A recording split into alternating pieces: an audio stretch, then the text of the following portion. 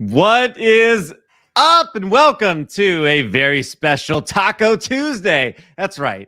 Taco Tuesday still works with this setup. We've got Taco, Tyler, A, Addison, well, T, whatever, you know what I mean. T, Tyler, A, Addison, C, Cal on Tuesdays. Taco Tuesday. It still works. Trust me. Addison, I'm excited to see you. How are you?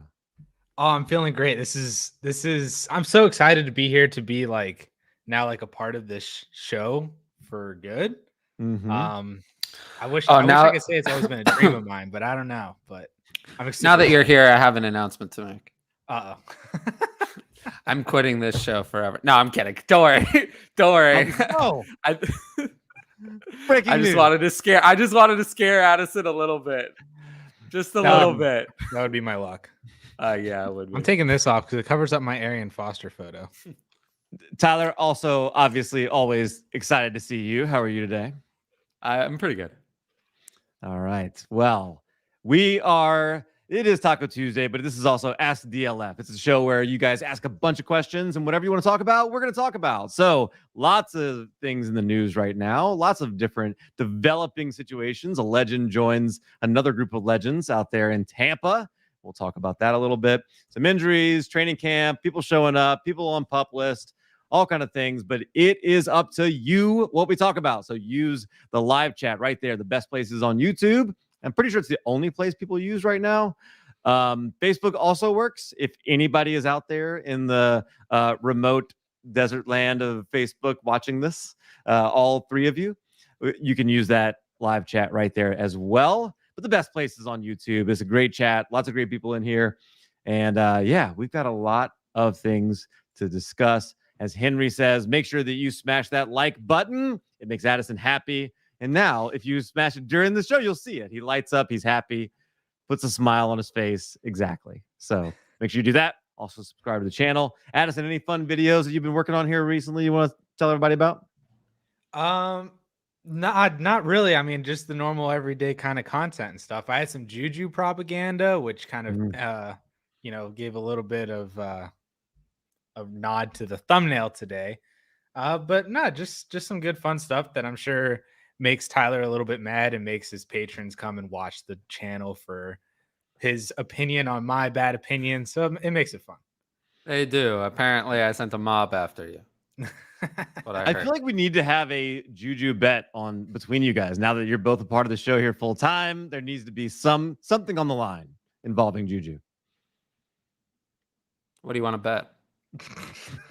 You guys let us know what these guys should put on the line and what the bet parameters should be. Tyler thinks he's going to finish as like a wide receiver 80, I think, if I remember. Oh, I'll take. I didn't say that. That's totally a big lie. I'll take that bet. That's a lie. BJ chimes in. Baseball legend Cal. Who did he play for? Willie Mopena. I was not in baseball mode. Willie Mopena sounds like a Pittsburgh Pirate, but you might know that. Addison, do you know that? He played for the Red Sox at some point. Did he? What? How do you know that? What do you mean? How do you know that? Do you know baseball like that? I know things. I don't remember where Willie look at that. All the kind of Red Sox, D-backs. Did he ever play for the Pirates? I feel like he might have played for the Pirates at one point. Reds, Red Sox. He did not play for the Nationals, D-backs, Mariners. Look at that. Let the record show that I was right.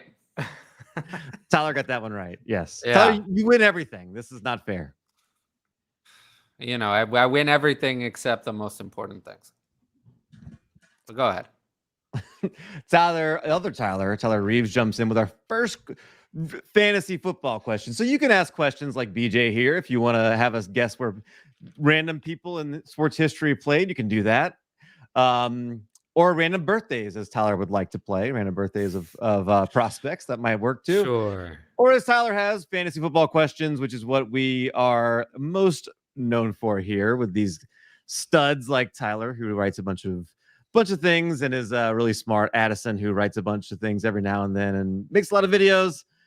12-team Superflex. Joe Burrow, Monty. I assume this is David Montgomery. Khalil Herbert, 23 first and a 25 first, or Josh Allen.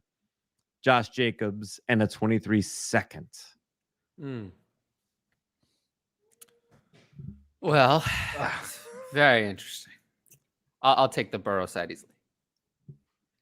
Yeah, I will as well. I mean, I feel like Burrow and a 23 first for Josh Allen feels about right. So then Jacobs for a 25 first alone, I think is fair. And then you're still getting Monty. Yeah, it's the Burrow side easily. Yep. For those interested, William Opeña had a negative 1.2 WAR over his career. Nobody's interested. Not very Nobody good, cares. William Opeña.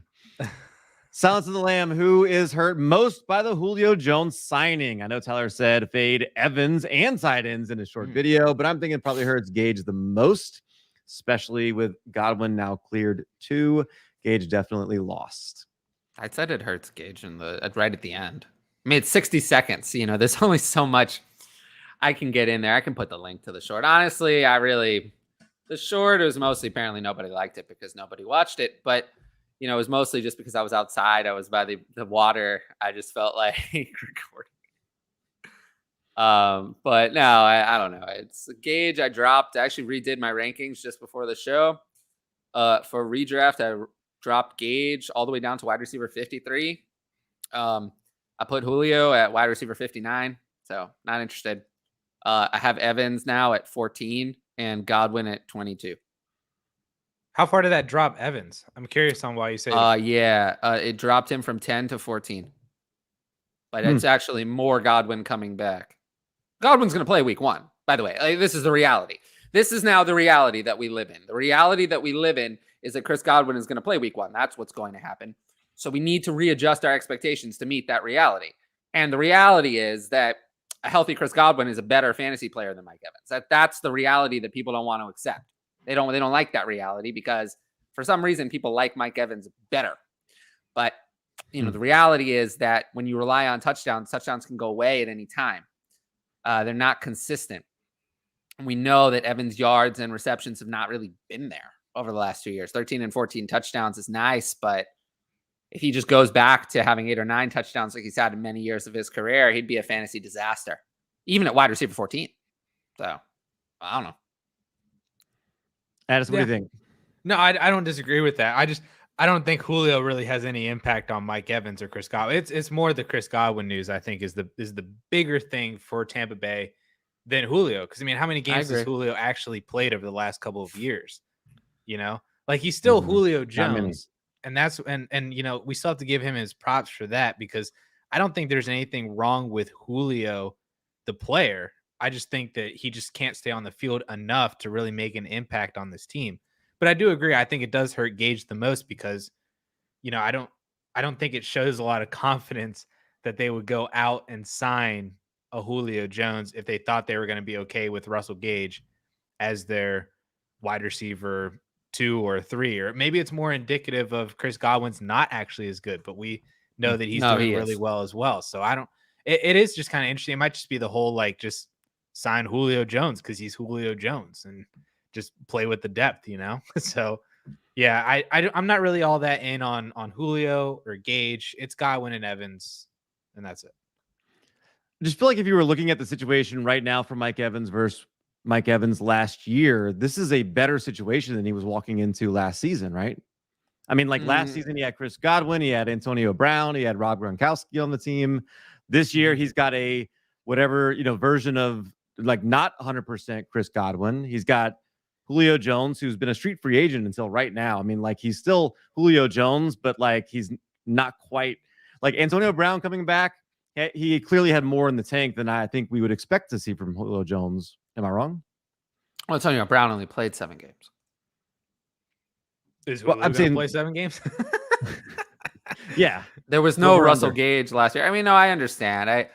I just feel that Mike Evans. If you tell me that Mike Evans is going to have the 114 targets he had last year, I'm not touching him at wide receiver 14. I mean, you can bet on it again if you want. I'm not going to. You might see more. What if he gets to 125? I mean, that would be the first time he got there since 2018. So he's all yours. I don't dislike him. I just, he's one of those wide receivers that has always comes with only downside, no upside at all. Mike Evans' ceiling is 8 or 9. His downside is 40. He has 5 touchdowns instead of 14. Because I mean, if he has 5, like it's bad. The downside is bad. I mean, remember the years where Mike Evans he had that year with 3. I mean, we had disastrous years of Mike Evans, really bad. The downside's a lot. People don't want to admit it. But I guess Julio Jones signing doesn't affect that, right? I guess that's what kind of I No, don't Godwin know coming back does. We already knew all that going into it. Godwin coming back does, not Julio. Because Evans, piled on the stats in the games where the other ones were out. In the games where everyone played, it wasn't as good. So let's, from a dynasty perspective, Addison, can we cut Jalen Darden and Tyler Johnson from our fantasy teams? Tyler Johnson was actually on my waiver wire in my like main DLF Cup league already. Like I was kind of wondering if I should pick him up. This was like yesterday. So he's they're both cuttable. They've both been kind of cuttable though. I'm not a guy that really wants to stick around with all these like wide receiver 9s and 10s on my team and pour one out. So it's just that's where we're at. I love those guys. I'll have to cut bait. B. Salzburg, Waddle or Fields in a 12-team Superflex half PPR 4-point TD start 9. Tyler, what do you think? Waddle. It's not Fields. The people must watch. I think this was my best segment ever. My best segment ever on my show. I can put the link it's time stamped. The best segment I've ever recorded. I did yesterday. I think the people really need to watch that one because I criticized the Bears organization again. And I reminded the people that the best job in existence, the one where you can't be fired no matter how horrible you are, is being an NFL owner. That one is the best job. And that's what I said about the McCaskey family, how incompetent they are. And they will continue to be that way. I will not deal with Justin Fields. He can be someone else's problem. But I will put the link. It's timestamped in the chat. But in all seriousness, Jalen Waddle. I agree in a much less fiery tone, but there's your link. There it is. You can go watch it. It's time-stamped. It's 3 minutes of me just screaming. I love it. I really suggest it. I honestly think that it's better than anything else I've ever done. It's my best 3 minutes of YouTube of all time. If you ever want to yell at ownership, let me introduce you to the Nutting family for the Pittsburgh Pirates. That's their name, the Nutting family? Yeah. Okay. That's honestly the best thing about them.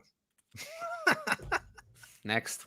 Peanut Butter Jelly Time says happy Taco Tuesday and Waffle Wednesday. That's right. Don't forget about it's Waffle Wednesday over there in Australia, where our Australian friends are watching us.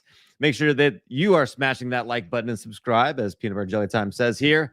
Hey, Tyler, it was a rough day at yoga class today, rolling off on that yoga ball. It's an elite comment. I don't know anything about that.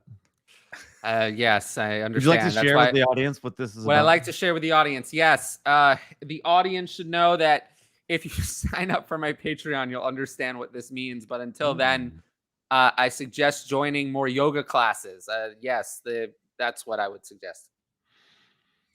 Spock 498 chimes in. This is a good question. I like this. How important is having a third QB in Superflex? 4-point QB. I'm sure that means throwing touchdown, not just per throw. When trying to compete, I have decent depth at running back, wide receiver, but worried about the bye weeks. Kyler and Carr.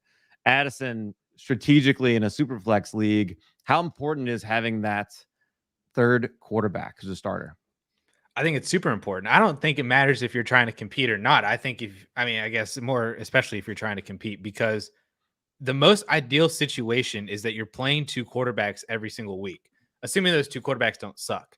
Like, it might honestly be better to not play Daniel Jones. And if you have good depth at running back or wide receiver, it might be better to play one of those guys. But more often than not, you're going to want to have to throw a quarterback in your quarterback and your super flex spot. That's like the most ideal, because even on bad days, they can get you like 14 or 15 points, which when you get to like RB 4 or 5 or wide receiver 4 or 5, that's not really a guarantee. You need touchdowns, you need that kind of things. And that's just kind of how the quarterback scoring works compared to the other positions. So I think you definitely need a third quarterback for those bye weeks, but then also just in case if, Kyler or Carr get hurt, or if, Kyler starts playing too much Call of Duty and goes against his contract extension, homework assignment that he's getting, stuff like that. So you just need it, I think, just for all facets of the game at quarterback, but especially for the bye weeks and stuff, because you want to have a quarterback in the super flex spot.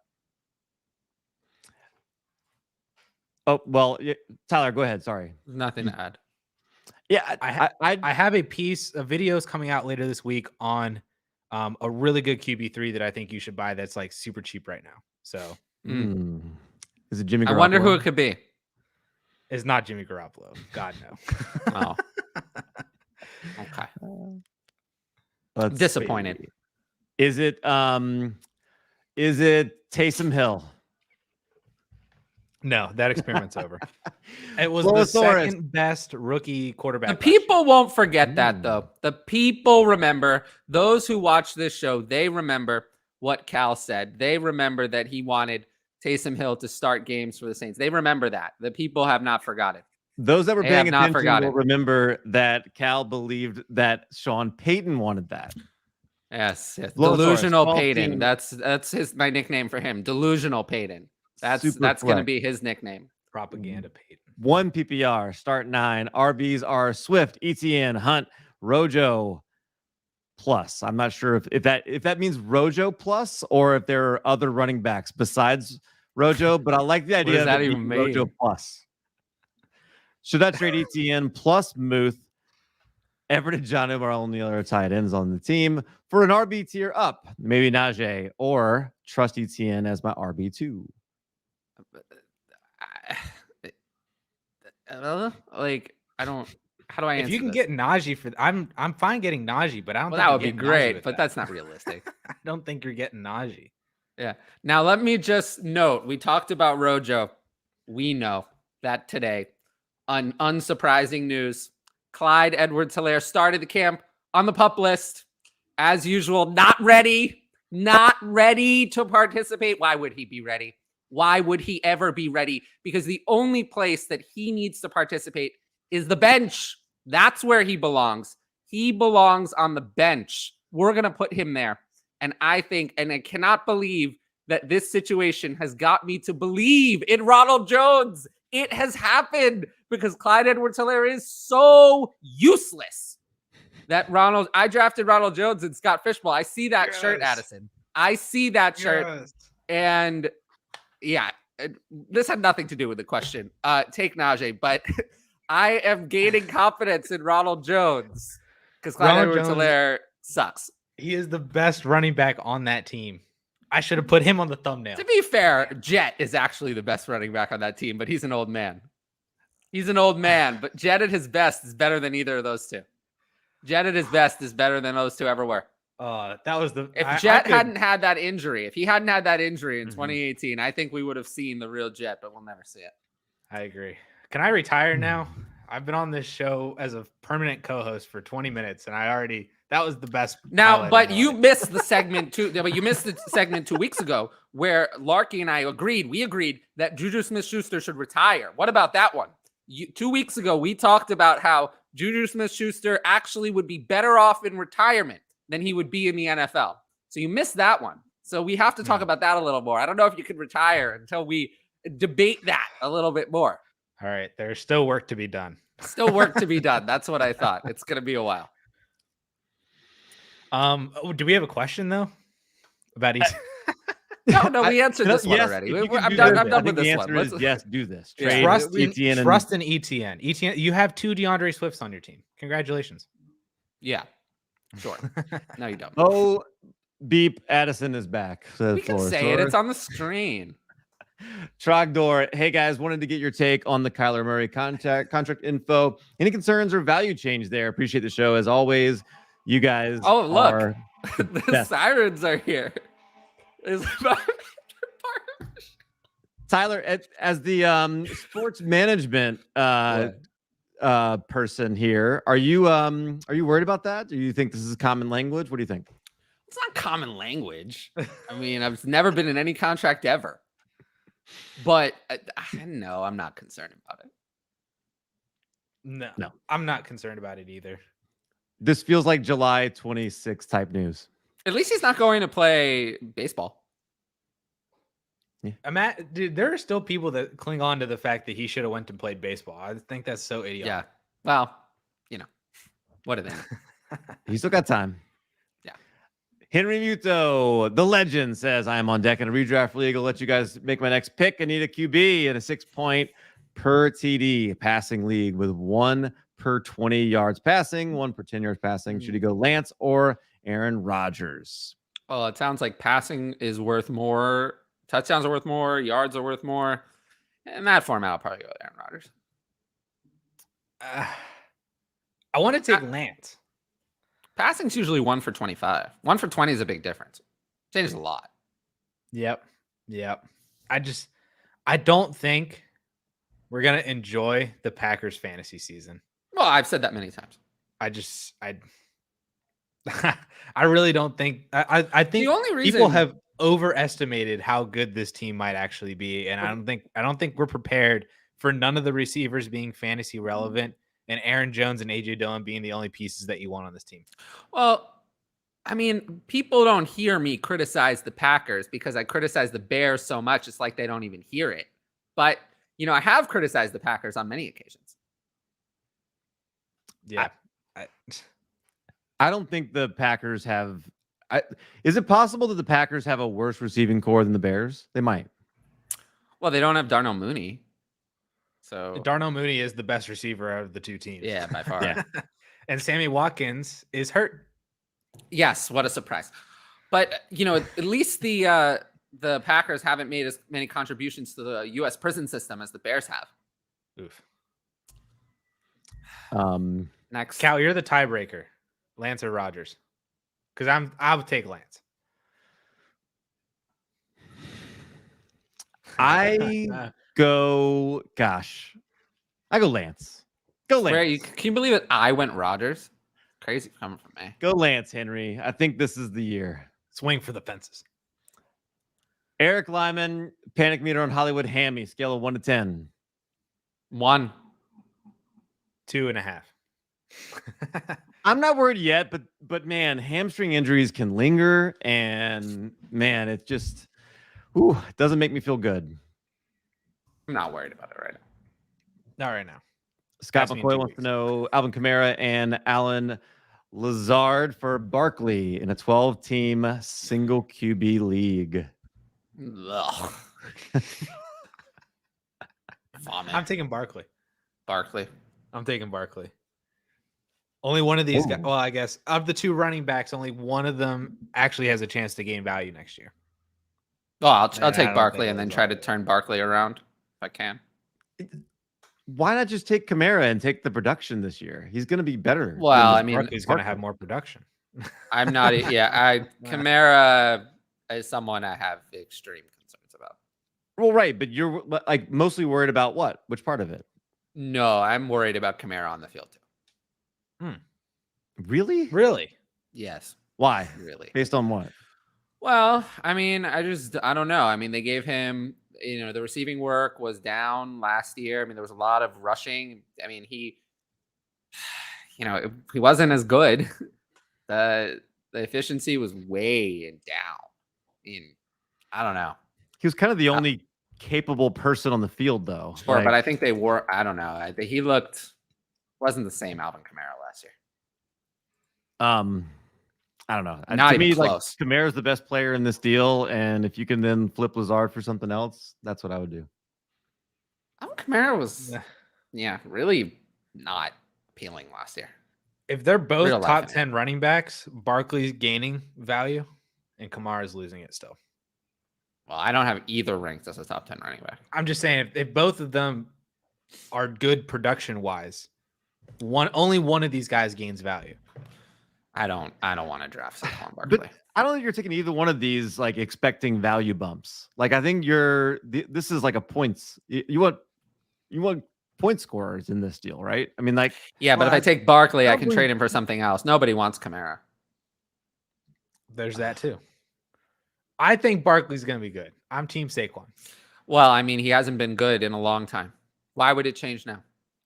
because he's actually healthy Oh, is he? and they have a better Oh, offense. why did it take? Why? brain. But so you say he's healthy.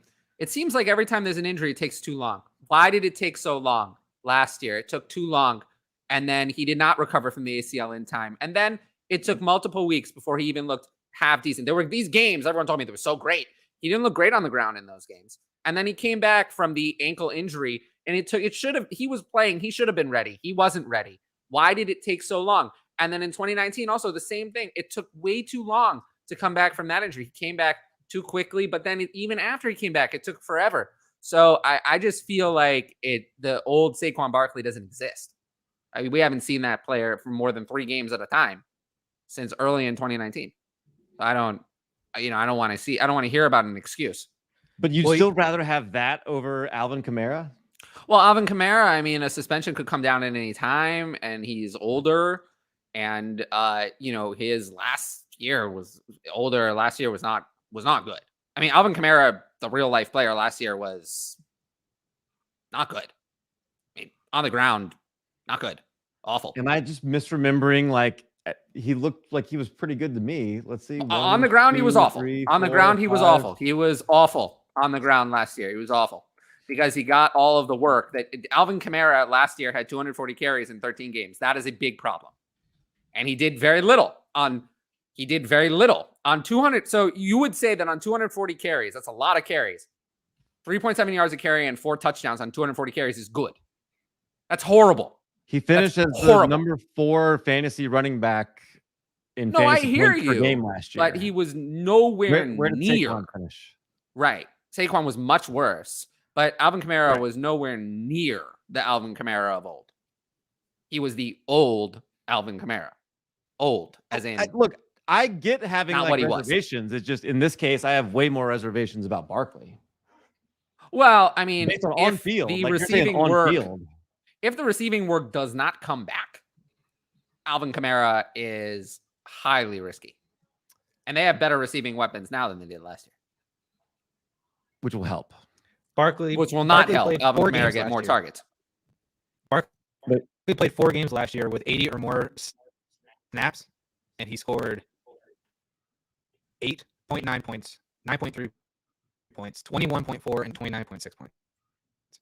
Yeah, but why didn't he play more snaps in the other game? Why wasn't he prepared? He was healthy. He should have been prepared to play more snaps, but for some reason they thought that an ineffective Devontae Booker was a better option to give more touches. So, and he looked just as good, if not better. Doing Doesn't matter so now. Why did that happen?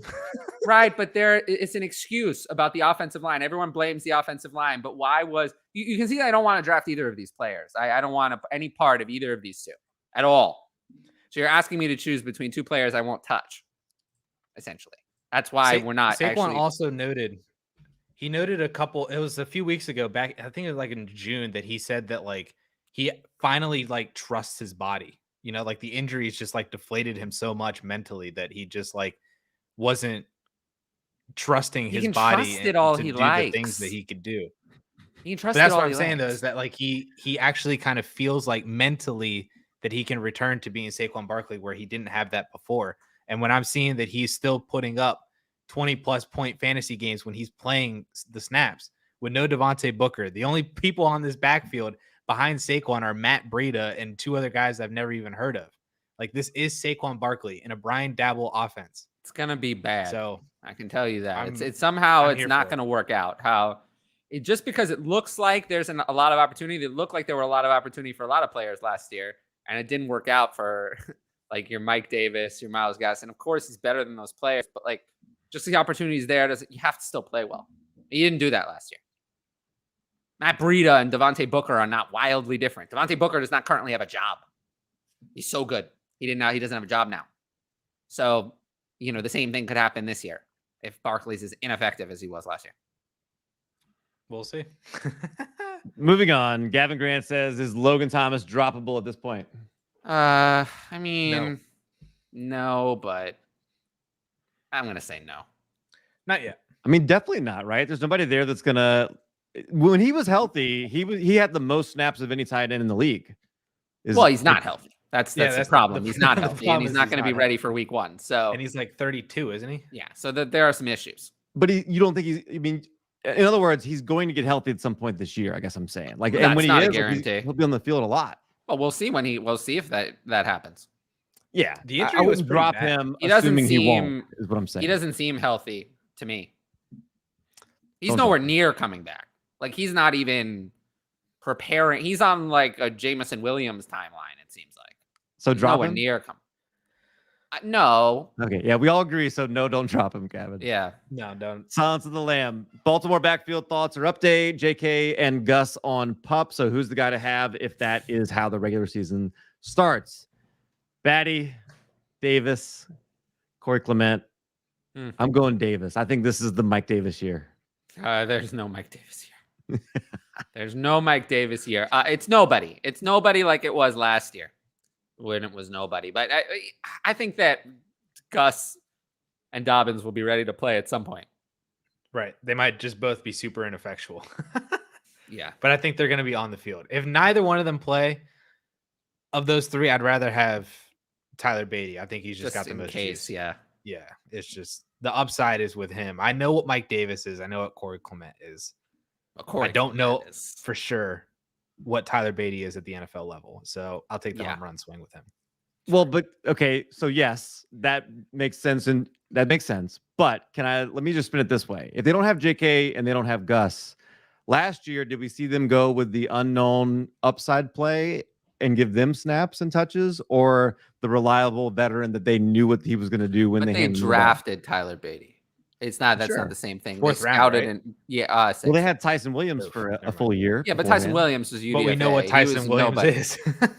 We That's do. the- Terrible. They didn't have anybody last year that was like, we don't really know who this guy is. They had Devonta Freeman, they had Le'Veon Bell. We went out and got them, right? Like, that's what I'm saying. Like, they trusted the veteran when they needed somebody on the field over the upside play. They didn't have an upside play. Yeah, like Twitter seemed to disagree at the time.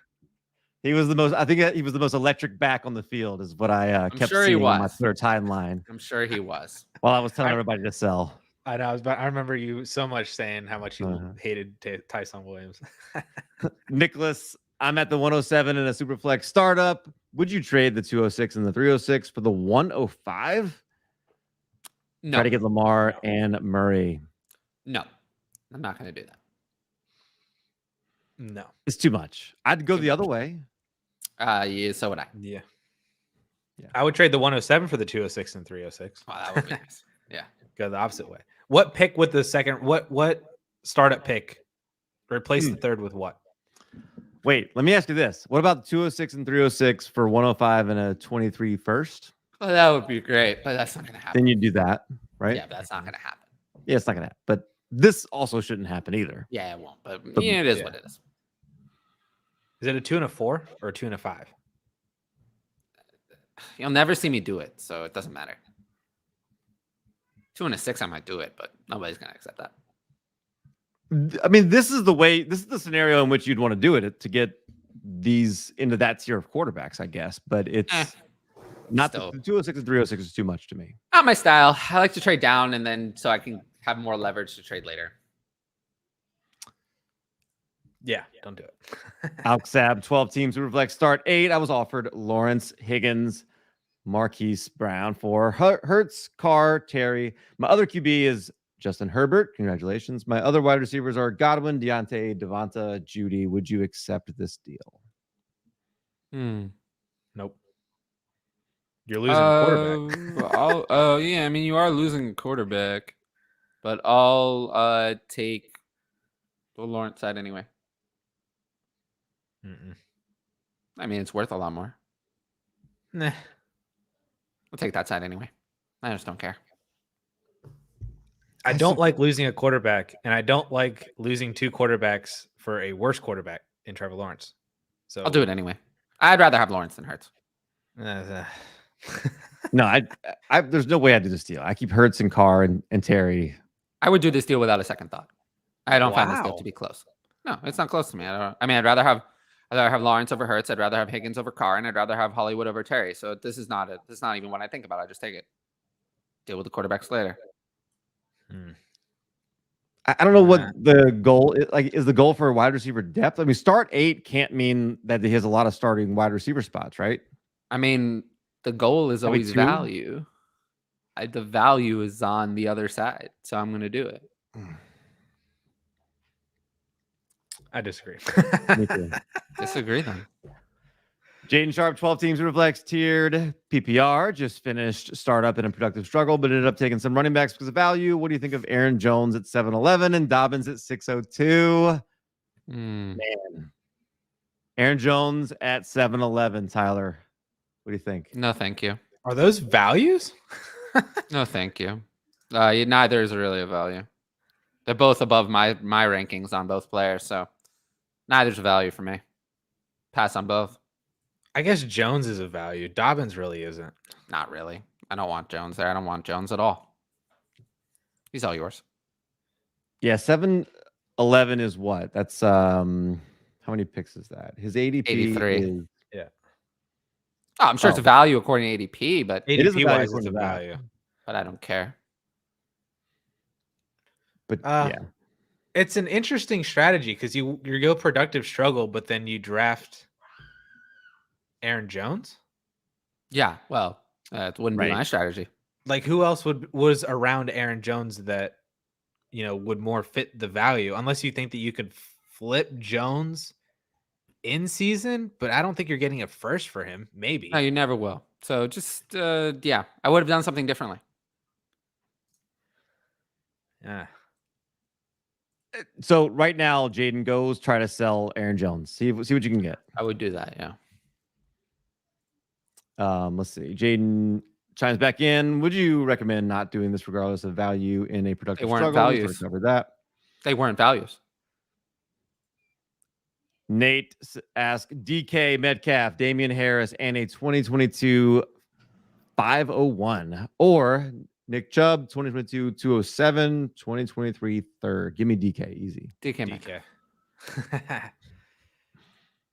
Mark Wilson 12 team Dynasty 1 point PPR Superflex. Would you trade 2022 101 and Baker for 2022 102 and Tua?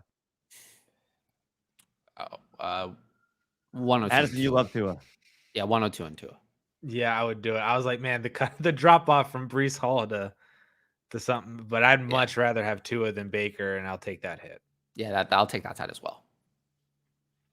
Man, we got Tyler to take a Tua side. He's saying Rojo's the best player on the Chiefs. He argued for taking Barkley. I mean, now wait a minute. What are we doing here? Where are we? Do we have to? We don't want me to talk about Allen Robinson, do we? No. Stop. Next question, Cal. How about Miles Sanders? What about that one? You want to talk? We can talk about him. That's fine. I did a video on why I'm done with him in Dynasty. That's all right. Okay, so your Penn State bias is not that strong. Not with Miles Sanders. It hurt. Okay. So it's just an exception for him. Let's go to Grant's question here. Who, if anyone, has the biggest chance to lose their failure status this year? What a perfect follow-up question. Perfect segue. Great timing, Grant. Or once a failure, there is no hope. Yeah, is it once a failure, always a failure, Tyler? No. Well, there's tiers of failure. There's tiers of failure. There's how many? You get 3 strikes of failure. So, like, for example, Carson Failure has already struck out. He's already struck out. I've seen more than enough. He's had many more than 3 strikes. Like Daniel Jones, I feel like has had enough strikes as well. I feel like I've seen enough. He's finished. So you'd be looking for a player that I'd say has 2 strikes, who's kind of on 2 strikes and has the best chance to bounce back. Man, I don't know. Who would if he says JuJu, that would just make my night. Well, JuJu's on like 7 strikes, so it's not JuJu. What does JuJu have to do? If he has a wide receiver 1 season and re-signs with the Chiefs, are you in? Well, that's literally impossible. If he gets 140 targets this year. Well, of course I'd be in. But of course I'd be in then.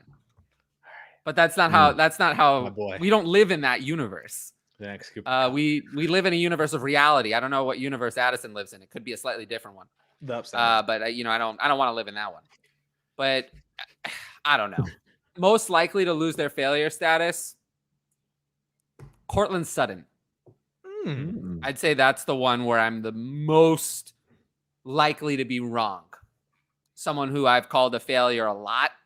That's the one where, nobody keeps me up at night, but that's the one where I'm like, I could be very wrong and I know it. Cortland Sutton, I would say. Where's the line? What does it take? I don't have Cortland Sutton that low. That's the thing. Like, I only have him for redraft. I have him at 26, which is low. But could Cortland Sutton? I don't think Cortland Sutton finishes top 5 and kills me. But if you told me Cortland Sutton finished at 11 or 12 and I was very wrong and he was very successful, I don't see that as crazy. If you told me now the reason why I have Cortland Sutton at 26 is if you told me Cortland Sutton finished at 50, I wouldn't be surprised either. And if you told me Tim Patrick was the wide receiver 1 on that team, I wouldn't be stunned. And if you told me that neither Cortland Sutton nor Jerry Jeudy did a damn thing to help us at all, and Russell Wilson just wasn't the Russell Wilson savior that we thought, which I think is very much in the range of outcomes and people do not want to hear it, I wouldn't be surprised either. So, but Cortland Sutton is the one because his range of outcomes is so wide that I think is the one that I would say. Tell me, Ronald Jones is not a bad name either for someone. It's a peanut butter jelly time says so at the bottom of the chat. That's one, not a bad one as well. Tell me the stat line Clyde Edwards-Helaire has to have for you to take him out of failure status. He can't get out of there. I mean, he's got it right now. He can't do that because right now he's not playing. That's the problem. He's not playing. How can he do that if he's not playing? He's not participating in any practices. I think that Clyde Edwards-Helaire really doesn't deserve a major role on the team. I think that they would be better off without him. They should have eliminated Clyde Edwards-Helaire and retained Darrell Williams. I think they would have been better off. They were better off last year. They were better off last year when Darrell Williams played than Clyde Edwards-Helaire. Why would it change? Isn't Darrell Williams like the RB4 on the Cardinals? Sorry, I'm just getting in. No. I get heated up. No, I don't think so. Crap. I don't think so. Would you rather have Gabe Davis in the 110 or the 103? 103. 103. Me too. Ron T says Dynasty PPR League. Which side wins this trade? Jalen Waddle and Hunter Henry or Drake London and Cole Kmet? Jalen Waddle. Jalen Waddle. Yeah. Easily. That's a good one. Jalen Waddle, he's like my favorite buy. Like, I feel like he is acquirable and he shouldn't be. I agree with you. Yeah.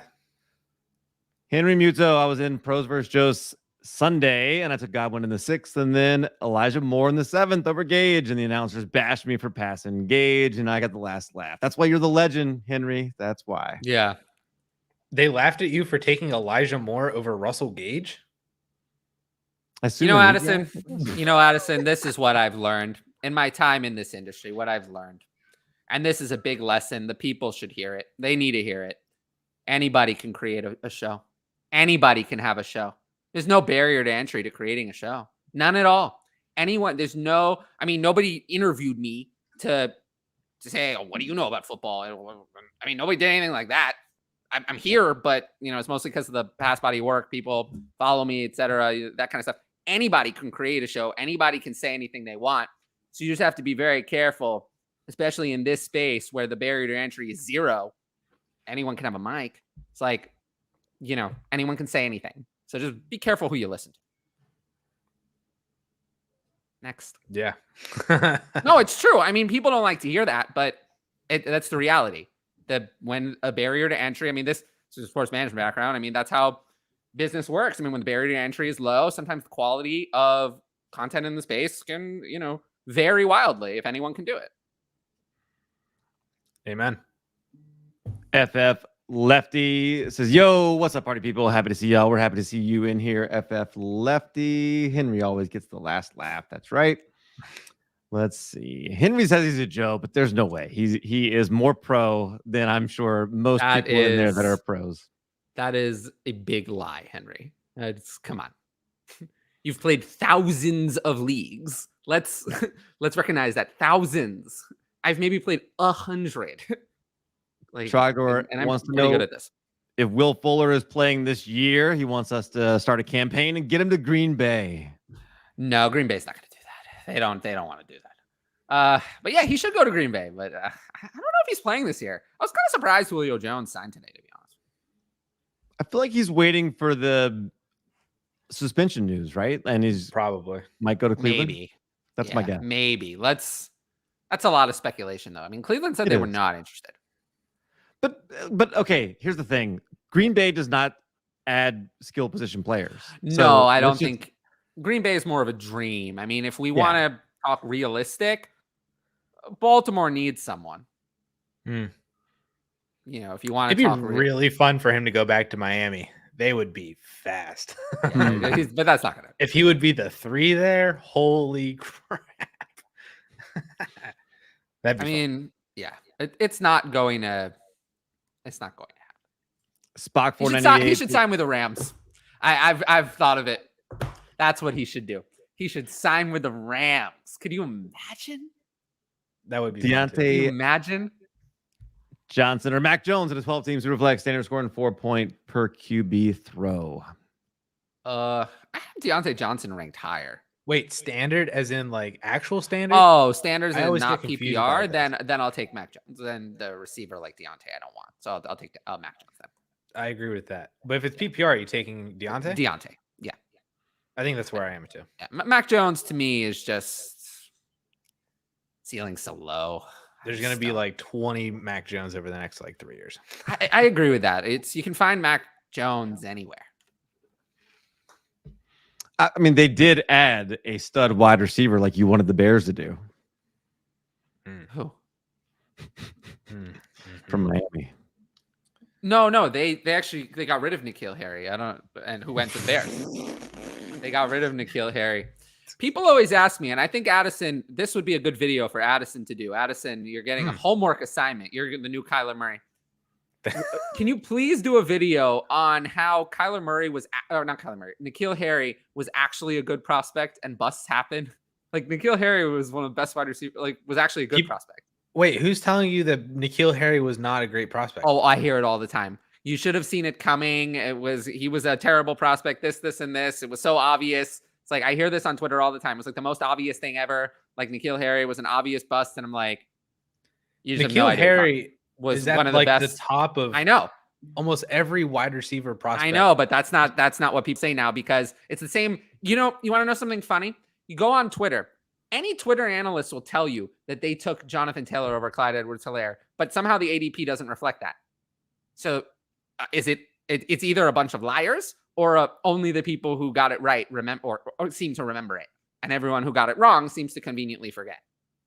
So this would be a good video. You know, go back. I actually think that would be interesting. I could do an article on it. It's a little far back for me. Yeah, I thought that was a good topic to go back to some of these things where like people just change the narrative over time. They warp it to whatever's convenient for them, but it's not the reality. The reality is that N'Keal Harry was a great prospect. Yeah, and it just didn't work out. He ruins everything. It's like Kelvin Benjamin always ruins everything too, because it's like, here's the list of wide receivers who had 1,000 receiving yards in their rookie year. And it's like, these are all these fantastic names. And then Kelvin Benjamin, you're like, what? Yeah. Like, I'm just saying, like, yeah, no, N'Keal Harry was a fantastic. I mean, we know this happens everywhere. People revise history to what's convenient for them. We know that that's what happens. Yeah. And I'm just saying that I think that that's how you become a worse dynasty player. Is you not in touch with reality. Scuba Steve says 2025 first or JuJu and early 2023 second. I get it. JuJu is bad, but somebody has to catch passes this year for the Chiefs. This is a little excessive. Like you're going to get JuJu and a second next year to get a first years from now. Doesn't sound, I don't want 2025. Why? It's like, I honestly don't even think 2025 picks should be available. I'm a big fan of the 2 years out model. And then the rule I like is when you get past the off season, you unlock the third year. So like unlock 2025 at MFL rollover, sleeper rollover, December or February. Then the off season, you have 3 years, but you can't do the thing where you trade 2025 in season this year to go for a title. I believe that you should have 2 years of picks available, 2023 and 2024 right now, and then unlock 2025 during the offseason to allow people to make more moves. but I do not think you should have 2025. Just me, if I were running leagues, that's how I would run them. So I typically avoid commenting too much on 2025 picks because that's often my main point when those come up. I'll take the JuJu side, I guess. Yes. That's what we like to hear. Man, we're just making. Did you notice how, amazing. Since I knew I was going to have to take the JuJu side, I made sure to distract. You see, I know how to do it too. Little missed. I love Next. it. Yeah, JuJu. Okay. I should run for office. I said that on my show. I should run for office. Gavin I really wants to think I know should give these speeches and just run. That's what I'm going to do. if he should roster Jarrett McKinnon. Clyde Edwards-Helaire is his RB4. 4/5. I'd say in most dynasty formats, I would roster Jarrett McKinnon. Yes. See, this is one of those perfect examples of if you have Jarrett McKinnon sitting on your waiver wire, and for some reason you have like, I don't know, Brian Quez Edwards, Watkins. Yeah, on your team. Brian Edwards, I'd rather have. But, Tyler Johnson. Tyler Johnson, Tyler Jalen Darden, we Johnson, mentioned yeah. earlier. These wide receivers that are like 4s and 5s on their teams. There's a path for Jarrett McKinnon to be relevant without any injuries, let alone if injuries were to happen as they are kind of now with CEH. Yeah. And if Rojo were to do whatever, McKinnon needs to be rostered in every dynasty league. Brian Edwards is someone I'd rather have just because 30 breakers, they happen. They're rare, but they happen. Why would we say that about McKinnon though? He was active for 13 games last year. Like I agree, like pick him up. Yeah, but in the one playoff game when it mattered the catches. most, he was the one who was the starter, not Clyde. And that's the last game we saw. That's the one that mattered the most. He had 12 attempts on the He season. was the starter. Yeah, but in the playoffs, in the one game that mattered, he started ahead of Clyde. A healthy Clyde Edwards-Helaire did not see the field until the second quarter. Like I said, he has a path. Yeah, I agree with that. The path is there. Yeah, and it's Didn't a get thin much path. with that opportunity. Yeah, I mean that's not the point though. Well, the opportunity last year was a little weirder just because Darrell Williams was there. And I think Darrell Williams does a lot of the things that McKinnon does. And now Darrell Williams isn't there. So this is really just CEH, Rojo, and McKinnon. Yeah. It feels like when we're asking for Alan Lazard to be something other than Alan Lazard. He's still going to be Alan Lazard. No, but it's a running back. Like, you McKinnon always is want to still gonna roster be running backs at the back. You always want to roster running backs at the back. 2-year-old or whatever he is, Jarrett McKinnon. It's just 31 you years roster old. running backs. That's just how you play the game. Yes. Depending on what you're dropping, for sure. 57 catches, 603 yards, and 5 touchdowns for Julio, says Bonnie. But that's enough. That's enough to matter. I said this on Twitter earlier. If Julio even catches 2 or 3 touchdowns, and those 2 are like, if Julio takes 2 or 3 away from Mike Evans, it goes like that's already the drop I gave Mike Evans. Let alone with, I mean, I probably didn't drop Mike Evans enough, to be honest, because if Godwin's really going to play week 1, Mike Evans is too high at 14. 14 is too high. Mike Evans should be lower based on the volume he has. I don't know. I would say that the thing that Julio really does, though, is make me not want Russell Gage. They didn't sign Julio to not play at all. So either they're playing a bunch of 10 personnel, or Gage is going to be sitting on the bench, or Godwin is really not as ready as I thought, but then why is he cleared to practice? Someone who's cleared to practice on July 26th is playing week 1. That's the same with James Robinson. If you're cleared to practice on July 26th, there's no reason why you're not playing week 1. You should be. It's like 6 weeks from now until then. That's a whole pup list time. Godwin's playing week 1. So I don't really understand. It just makes me want to avoid Gage entirely. Gage doesn't have any upside anymore. And yeah, I'm not going to draft Julio though. I don't think Julio has any upside. I think there's still potential, but I mean, that's basically Rob Gronkowski's stat line last year. Yeah, but that's not playable at wide receiver. So it's just no, wide receiver, no. But I'm saying that there's still the potential though, because if Tom Brady were to replicate what he did last year, I mean, he was supporting Evans, Godwin, AB, and Gronk, and Fournette was still doing his thing. With 80, yeah, Fournette still had 84 targets. I mean, to be fair, AB, those players were not barely all played at the same time. Yeah, it was like the first like 5-6 weeks or whatever, but they were all generally being supported. I mean, it's certainly not going to be like a very consistent thing, but But it was a lot better once one of them left. It was I a lot agree. better. They weren't all that great, and then once Right. one piece left, So all one of a and a sudden, half of them are already gone, right? I mean, yeah. Gronk's But gone. Gage is not nothing. Like I think Gage is not nothing. I mean, Gage is scarier to me than Gronk was. yeah. Plus, The only it's probably reason gonna be we weren't talking about Gage is that Gage plays wide receiver and Gronk played tight end. But I would expect Gage to exceed Gronkowski's stat line from last year. Mhm. Pretty easy. Plus, it'll be harder for them to put out 4 wide receivers because then a tight end's probably still going to be out. Like Brait is still going to be out there to suck up. What if they play? What if we play odd. the 0-1 personnel? You ever? When was the last time we saw that? I mean, if they break that one out, then sure. But yeah, we never then see that.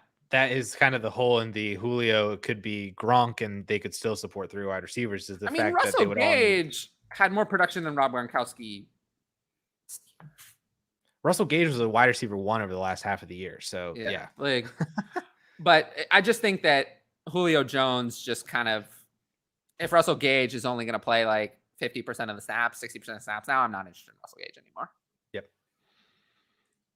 Andy Dalton, or Andrew Dalton, says, how deep is the 23 draft class? Will mid to late second rounders be viable or valuable in Superflex? I'm going to say yes, but that's a vague question. Like, yeah. I can't tell you now how the mid to late second round is. And anyone telling you they can is just trying to get your attention. They don't know how the mid to late second round is going to be next year. It's hard enough to predict the top picks. Can you think anyone can tell you with any certainty how the mid to late second, like people this year were counting undrafted John Mechie at that range, and now you drafted nothing. You drafted that pick's gone. Like you can't predict what the mid to late second's going to be like next year. That's too difficult. We say that every year that like second round picks are going to be fantastic and blah blah blah. Like you always want to be hoarding all these second round picks, but like these were the mid to late second round picks in the 2020 class. Brian Edwards, Zach Moss, Laviska Shenault, Antonio Gibson was there, AJ Dillon, Darrington Evans, Chase Claypool, KJ Hamler, Lynn Bowden. Now we're getting into the top of the third now. That's not that bad. But I'm like, that's what I'm saying though, is like, I wouldn't consider that all too deep. There were 3 things in there that I would say were actually pretty good. And that's also not to mention the fact that there were landmines at the top, like Henry Ruggs and Keyshawn Vaughns and Denzel Mims. Sure. I'm just saying that like this is not. We do this every year. The whole like these second rounders are going to be so valuable. Hold on to those and stuff like that. And then it just doesn't end up working because. No, but I feel that way every year. Yeah. I feel that way. I like second rounders every year. I don't like. There's going to be players who are eligible next year that we're excited for who return to school. Right. So that's going to take a little bit of the player pool out. And then there's the NFL draft is going to like suck a couple of these players away because, one of the top, like the RB6 went to the thing about this year, the Colts. And we're like, what are they doing? The thing about this year, the reason why this class was so bad is that the early to middle of the first round was horrific. Like, in a Superflex tight end premium, I had Breece Hall at 24 overall. The next rookie I have is at 50. Garrett Wilson. And then Drake London at 51.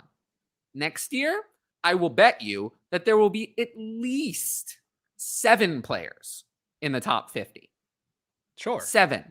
But that's so the difference top heavy, but that doesn't mean that it makes. No, I don't think the rest of it's going to be any better. I'm just saying that the difference between the classes is that I think that is the middle, the early middle, to some close to the late first round is going to be significantly better across the board. Like the 102, everything from like the 102 to the 111 or 112 is all going to be way better than equivalent picks were this year. But I do not think that that's going to carry through because this year's second round was actually was fine. There was nothing wrong with it compared to another year. It was that the first round was just so abysmal. Yeah. And that's what we do that every year, that we think the second rounders are going to be super deep and valuable, and they never end up being. Well, But I think that tells you they're going to have value. I don't know that you're going to be able to draft a good player there, but I think you're going to be able to get something of value for that second round pick this season if you would like to move somebody. I also think I just happen to be higher on a lot of the second rounders in this class than most, because their ADP is not particularly high. Right, because everybody thinks this class sucks. So. Yeah. That's another, like, I think that's where, to Cal's point, is that we view this 2023 class as like God mode. So the player might not actually be valuable, but the pick is going to be valuable, or at least what we think that pick and player could turn into. Like, if you're a competing team, you know, what you might get for your late second round pick might be better than what that pick actually ends up being, just because people perceive it as being valuable. Will almost certainly be. Yeah. Henry has Godwin, Gage, and Julio on the same Dynasty team. Had Julio and traded the 309 for Gage last week, since I was weak at wide receiver. This is probably more than I would like to have. But look, you got Tom Brady with the most pass attempts in the league last year. No reason to think he won't do that again. Yeah. We'll get some value out of this. I like Gage for the 309. Yeah, me too. I'd rather have Gage. Yeah. 309 is nothing. Team A gets ETN and Ayuk. Team B gets Waddle. What do you think? Waddle. Still Waddle. Definitely Waddle. Grimley, Moore, Deontay, Waddle. Rank them in redraft PPR. How do you have it ranked, Tyler? Waddle, Deontay, Moore. Oh, yeah. I literally was about to say the same thing. Like, flip it. You're there. Same thing. It's nice when we agree. Nicholas is on the clock in a slow draft and a super flex startup at 107. Players left are Lamar and Kyler Murray. Who does he take? Lamar. Kyler. Give me Lamar. Really? Why? I just must not understand something. I don't get it. I don't get it. You want the guy who wants to negotiate his own contract? You want the guy who has no weapons at all? Like, beyond, like, no depth on the team at all. Like, I don't understand. The MVP. I really don't have a problem with either one. If you want to take Kyler, I'm fine with it. It's really Kyler, and I don't even. I'm just happy that you're getting one of them. Yes, it's easily Kyler. This isn't not a decision for me. And never has been. What's up, Open 24 Hours? Appreciate you tuning in. Andy Dalton time's back in. What do you think of Kyler's 4 hours of independent study each week on his? We talked about this a little bit already. Nobody cares. Which good segue from the last question. Give me Lamar. Yeah. Nobody cares about this. Oh, Nicholas wants to know if he should trade back for more picks. Yes. I'm here for it. Especially if he can stay within the quarterback range to get like a Stafford or Russell Wilson, or trade for a second and third round pick, like his thing earlier. That would be fantastic. That would be nice. Yeah, we talked about the Hollywood Hammy. Jameis Winston. I'm not sure what this is. Yeah, I don't know what this is referring to. Let's collectively agree to stop with Taysom Hill, please. I will never stop. Yeah, I'll never stop. And look, I'll never let Cal forget that he thought that the Saints would be better off with Taysom Hill. Yes, Taysom Hill. False. By the way, in LA, I was there in Disneyland. There was another person wearing a Taysom Hill jersey that was not me. I don't even have a Taysom Hill jersey. This guy was in LA at Disneyland wearing a Taysom Hill jersey. He is somehow a bigger fan of Taysom than me. Are you sure it was Taysom? It wasn't like that. Didn't you have Josh Hill? It was a tight end. It was definitely a Taysom Hill. Maybe his favorite number was 7 and his last name was recognize Hill. Maybe he made a Hill jersey from anywhere, sir. He's all yours. Tyler, you'll love this. Last week, someone offered me Kamara and a 24 third for my JuJu plus Darrell Williams. Kamara. It is Kamara. Like, it is what it is. It's Kamara. Flowsource says plus RB is not worth mentioning. Yeah, I figured that was not worthing mentioning. Not worthing mentioning. Don't forget the placement of the comma made it look like Rojo plus, which I like. I just like it. Is what it is. Over 24 hours, someone dropped Calvin Ridley in my Dynasty League. Blow all my fab for him. Only 17 roster spots, 14-team league. He is not IR eligible, but my team stinks. I say no. It's a skinny roster, but I'd do it. I mean, the odds that something better comes on waivers are low, even in that format. I say no. I'm super aggressive on waivers. Yeah, I'd probably spend. And if you take all of your fab and you're able to trade him for any second round pick, I would take a 2025 second round pick over Calvin Ridley. And if you're able to do that, and you did fab for that, I'm for the only way I wouldn't spend all my fab on him is if this is one of those leagues that doesn't have $0 bids. But no one other than Dynasty Outhouse actually likes that format. I love you, Outhouse. I'm very deep in a startup right now, and I don't think Ridley's been taken. And like we're talking about, like, yeah, it's funny now we've gotten to a point where I have Ridley higher than his ADP. The list of people still like that have gone and Ridley's still on the board is pretty surprising. Well, it's a 14 team league too, 17 roster spots. That's 238 rostered players. And you don't think Ridley is in the top 238? That's true. I mean, I have him a lot higher than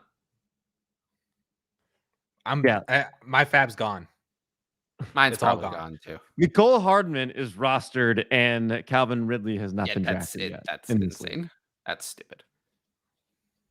Marquez Callaway. Okay, yeah, no, I just disagree with that though. In Dynasty, I have Calvin Ridley at wide receiver 56. Gerald Everett has been drafted in this league. But just because people make dumb decisions doesn't mean we have to endorse them. Like, just because people make dumb trades and dumb decisions and dumb picks doesn't mean that it's representative of what the advice that I'm going to give. That's why I don't base my advice on ADP and the Trade Analyzer and the Trade Finder.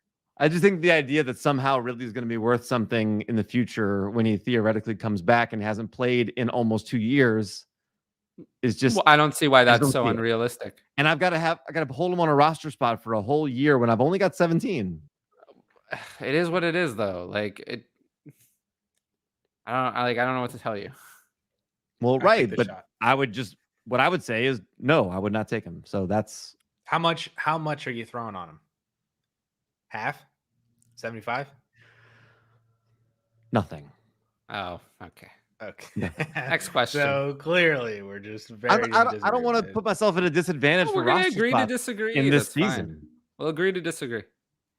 Flowsaur's 12th place team has Najee and loves ETN. Is Michael Thomas a hold, or can we safely trade him for a second? Did we hear my Michael Thomas segment? Which one? How many of those there have been? We saw the Michael Thomas workout, right? No, I actually don't think I have. Oh. The one that the beat reporter posted? Yeah. Hold on, I'll find it. Addison, like a couple weeks ago, you're talking about, yeah. Right? He was allegedly working out. He looks so great. Addison, you could have done that workout. You could have done that workout. I don't know. It was running on. Oh, yes, you could have. It was running on grass. Running on grass. No defenders, nothing. A little bit of running. You could have done that. You're not that much of a homebody. You could. I did that workout the day after that video was posted. I did it again today. That workout is not that hard. You could do that. That video doesn't prove anything. It proves that he can run. I think it was barefoot in a straight line a little. He looked gimpy and bad when he was doing that workout. You can get rid of him. He is not ready. Why is he on the PUP list years later? This injury was years ago. This was week 1, 2020. Why are we still on the PUP list now? Make him someone else's problem. Grimley wants to trade a 24-second for Tyler Boyd, or wants to know if we would, trying to compete and get some depth. Why? I say no. No. Why? I just watched the Michael Thomas video. That was good. Yeah, the video. You saw the video in which he did what? What did he do? A corner route it. Oh, a corner route that looks. And he looked bad doing it. I can run a corner route. It's not that hard. You can put on cleats and do it. Yeah, I'm pretty sure that video looked like it was me on Memorial Day. So exactly. That's why I said you could do it. You could have done that. I'll take a 24-second. Not impressive. Well, now we're on Boyd. Yeah, 24-second. Look, when he starts doing some of those Jameis Winston workouts, then I'll be impressed. Well, let's see about that. That's Let's see if he can do the Derrick Henry workout. How about that one? I would rather. I think it would be comical to see him try the Jameis Winston ones. I just think he can't do anything. So. He can do for the lulz. Someone on my show, they knew what to say about Michael Thomas. I think that they the right answer. He's on the PUP list, but I think we know what, in his case, the PUP list means. It's physically unwilling to perform. That's what they said. He's on the physically unwilling to perform list. I think he nailed it with that comment. Physically unwilling to perform. That's how we can describe Michael Thomas. That tells us what Michael Thomas is. That's who he is. So we don't want him at all.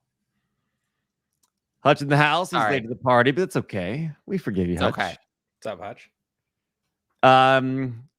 T. Sandiford is excited to see your smile live. Fancy Condo, Michael Pittman, and Ken Walker, or Javonte Williams, 10-team Superflex Dynasty Happy PPR. Have a win now team. Do you think everybody that has a 10-team league Javonte Williams. feels like they have a win now team? Javonte Williams. Barely. Yeah, I want Williams. Williams. Henry says, thanks, guys. I just picked Lance. Both were still on the board. If I win $100,000, I will keep you in high regard. There we go. That's it. Where's my If fucking that's the reason, then give us. I always forget that I started cursing on my own show. Just as YouTube monetized my channel, that's a mistake. But when they take the they're picture, going of to you turn holding that the giant monetization check. off once they actually watch the videos. I think I set a new record. I went over 20 times cursing, but I don't care. When they take a picture of you holding the giant check, just say shout out. Wait, was it me? Me and who else picked Lance? Was it Addison. It was Addison. Okay, yeah. Yeah, I've been disagreeing with everything that you guys have said on the show. I don't do it to be like mean or anything. We just had a lot of disagreement. T. Sandiford wants to know about this completed trade. Wants to know our thoughts. 12-team Superflex, 1.75 tight end premium, start 11. Sent T-Law and a 23 first for Burrow. Lawrence in a first. I'll take Lawrence. Yeah. I guess I have to take Lawrence. Oh, gosh. We got this. Dude, this show is insane. We have got Tyler taking Juju, Saquon, Rojo. Did you take Rojo. Edwards-Helaire? No. No. You took a bunch of people you don't like. Now Rojo, you're taking Trevor Lawrence. It's amazing. Yeah. Any hope for Julio? What would you buy him for on a contender? Any wide receiver production? Julio or Gage? Gage over Julio, and no. Julio's just no point for me. I'm not buying. It's like AJ Green last year. That's what you can expect. That's a good analogy, I think. Yeah. I like that. Yep. Better break them off, Henry. Kamara not appealing as RB8 last year. That's what I'm saying.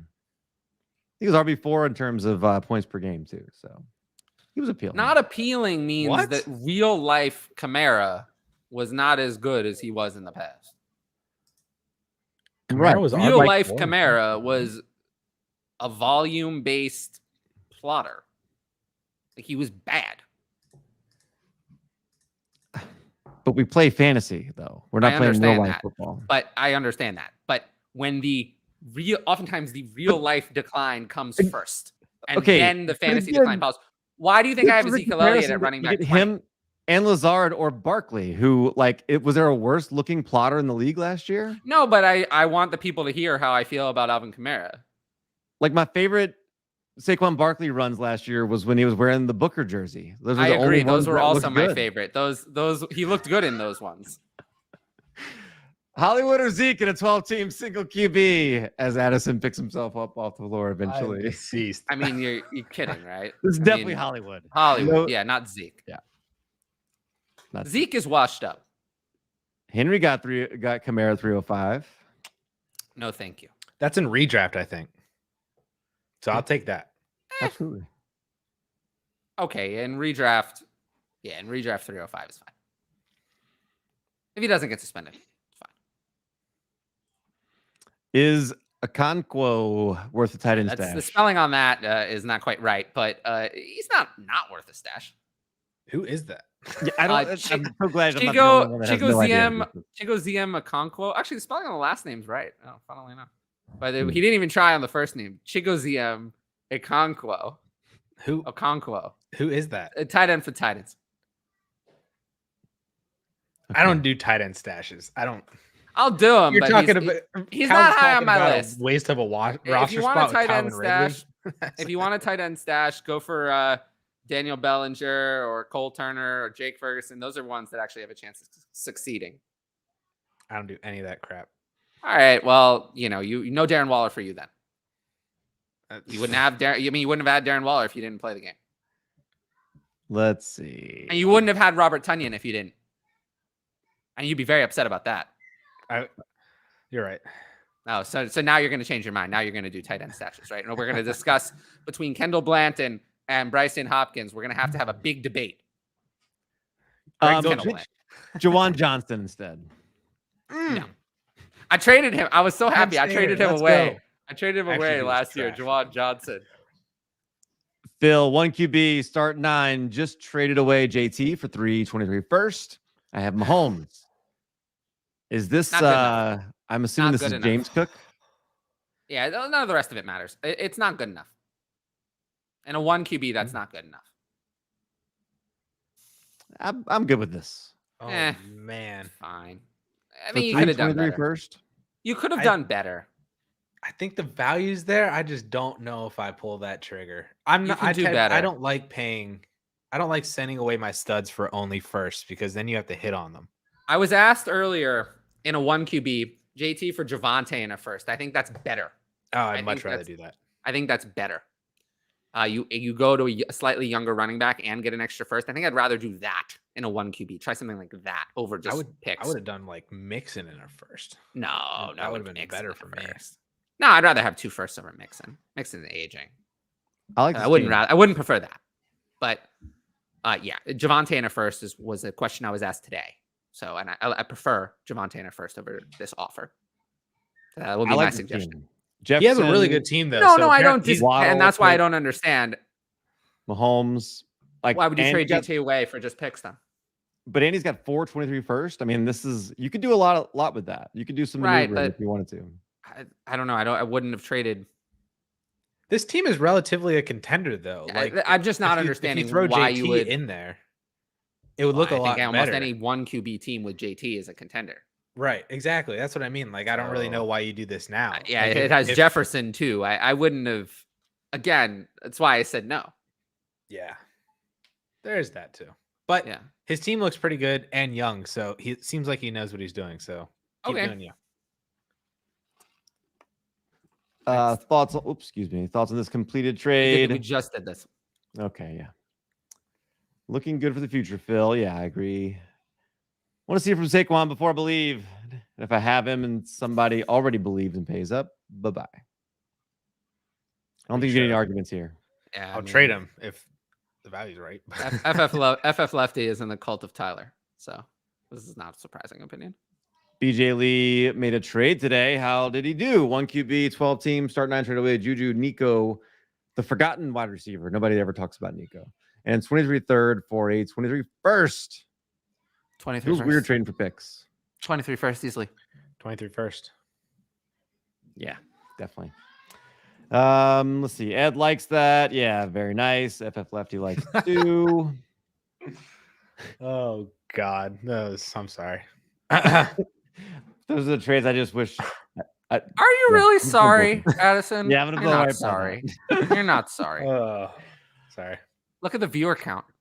Single QB. Oh. And they say I don't still have it. Oh man. Let's go. Next question. Yeckersley, single QB, PPR, 10-man league. Would you trade Antonio Gibson for 106? Yeah. Yeah, I think I would. I'd take Jameson Williams at 106. Yeah, I'd do it. I don't want Gibson. Brian McDowell. What are you taking that you like better?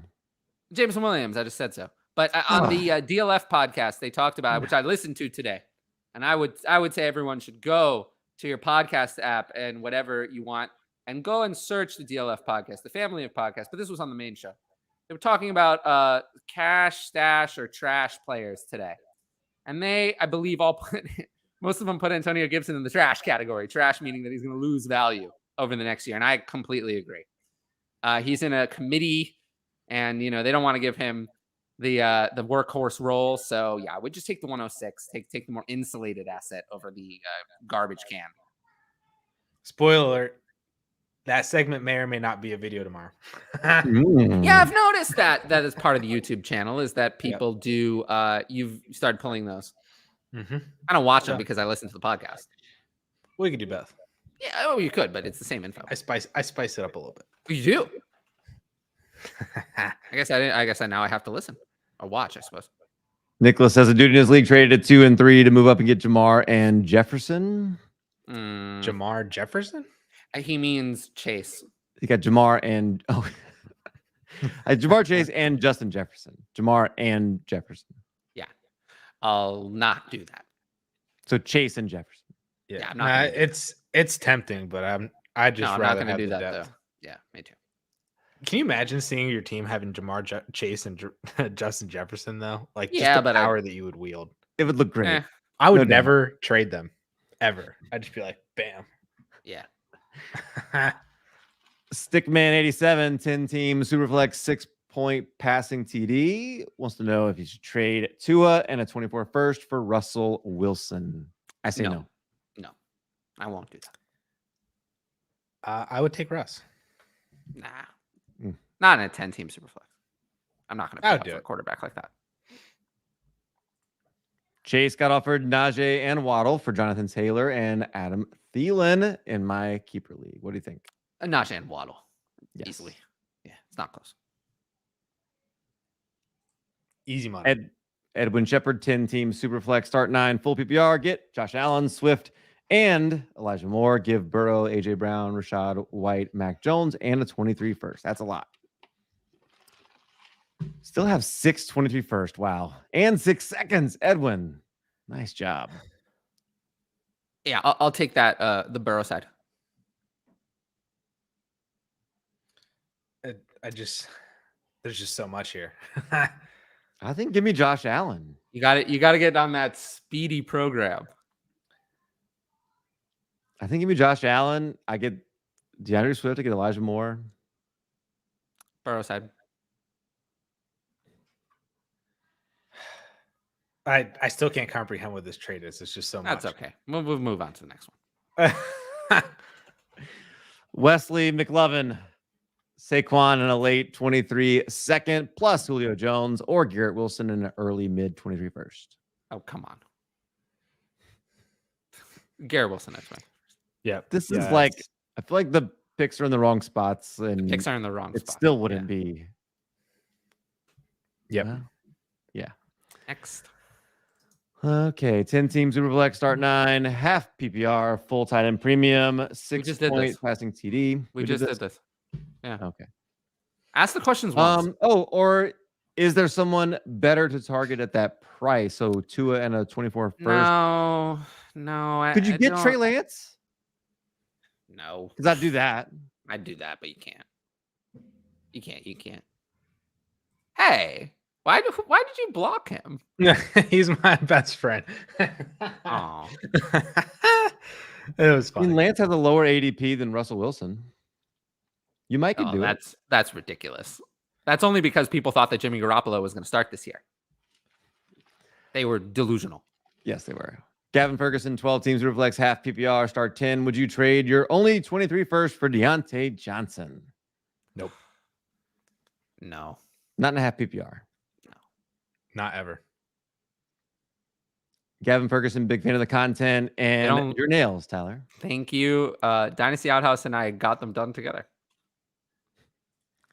BJ says, so we are buying Julio. I can't believe that's his takeaway. Knowing me. I guess you could ask them too, but no. No, it's not worth it. If he's on your waivers, know better. Yes. You know better, BJ. You know better. Julio Jones or Calvin Ridley? Calvin Ridley. Calvin Ridley. This is a trade that went down today. Julio Jones for Jalen Naylor.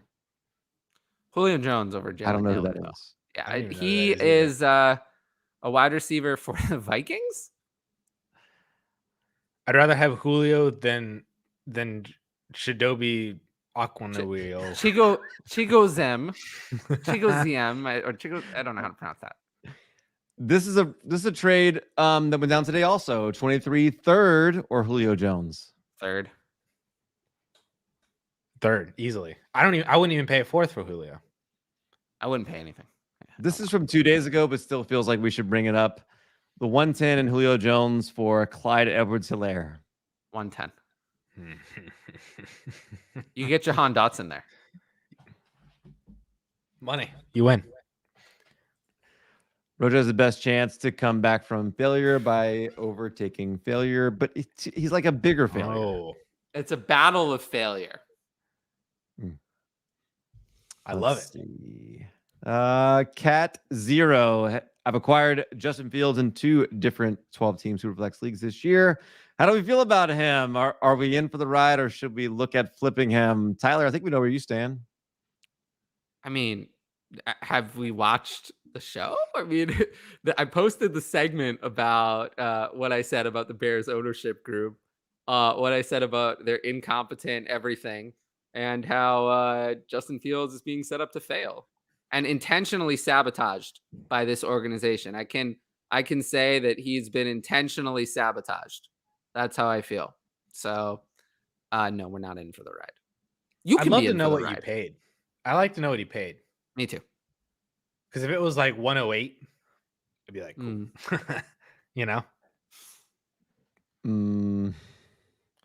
Yeah. But if we're like a 23 It's going to first be and more a than second, that. or It's going to be you know, more but- than that, than 108. right. So that's why Yeah. I am curious to know what you paid for him in both of them. Or if it was a startup where you took him. Yeah, I'm meh on Fields. I haven't really made an opinion. Well, now you're going to be on this show, so you're going to have more opinions. Sorry. I'll form them as we I go. definitely, I always watch your trade show with Russ, the Outhouse, but I'm more likely to put you on the spot and make you give an answer. He said Pickett and Ty Davis Price in one league. Oh, that's fine. Yeah, I will take That's fine. Fields. How about this one? Ramondre Stevenson and Zamir White for Antonio Gibson. Who wins the trade? The Gibson. value says it's Antonio Gibson, but It's Gibson. I have a bad feeling that in a year I'm not going to like it. Battle of the Gibson Bards. reluctantly. Lazard, Gabriel Davis, and Devonta Smith for a 23 first. Boyd and a 23 third. 12-team league. Okay. I think this is a good lesson. Well, depending on which side of this you're on. If you're on the left side, let's say, I think you could have done better than this by selling these players individually instead of all together. Instead of Boyd, and I think you could get, in some leagues, you can get a 23 second for Alan Lazard. There are leagues where that exists. I'd rather have that over Boyd in a third. And then I think you could do better with Davis and Smith than putting them together for 1 first. I think you can do better than that.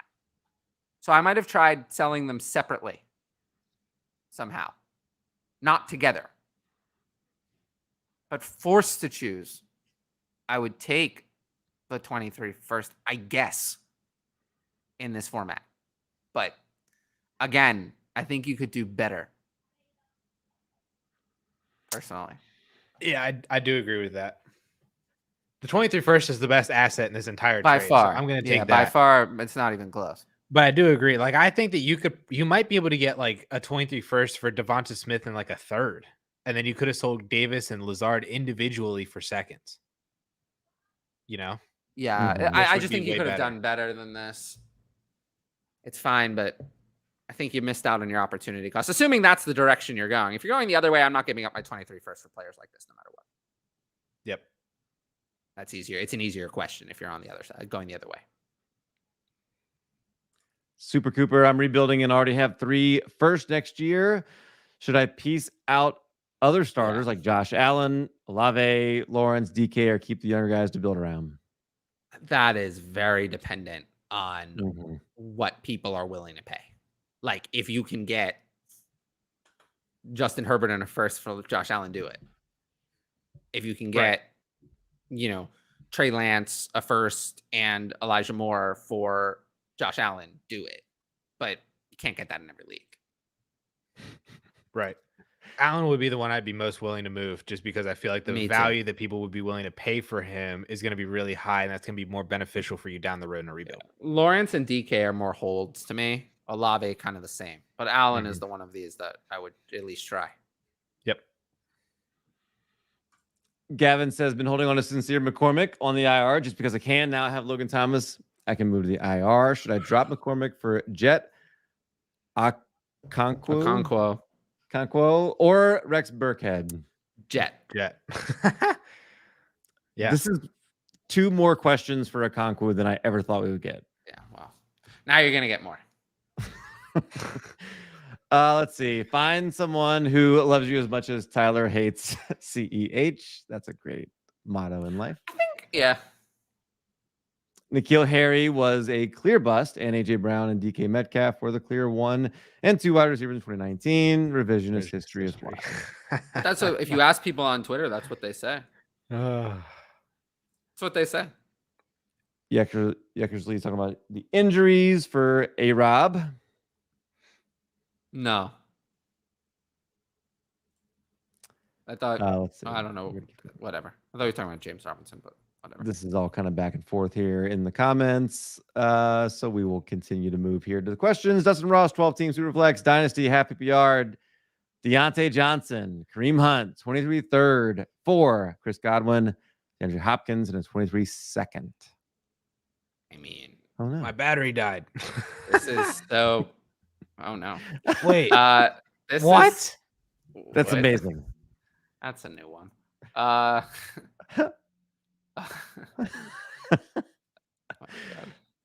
that's all how right. much Addison hates this trade. I'll take the Godwin side, I guess.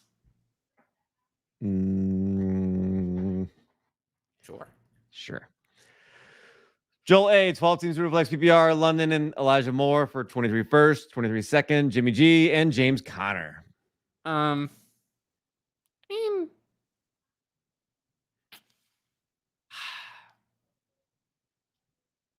mean, I hate to give away 23 first, but so do I. I think London and Elijah Moore that's the side I would want here. Yeah, so I think this is one of those where like this is not how I'm going to use my 23 first, so I probably would like to do a little bit better. If I had the other side, I wouldn't want to trade London and Elijah Moore for only this. So either way, I feel like the opportunity cost is not in favor of this trade.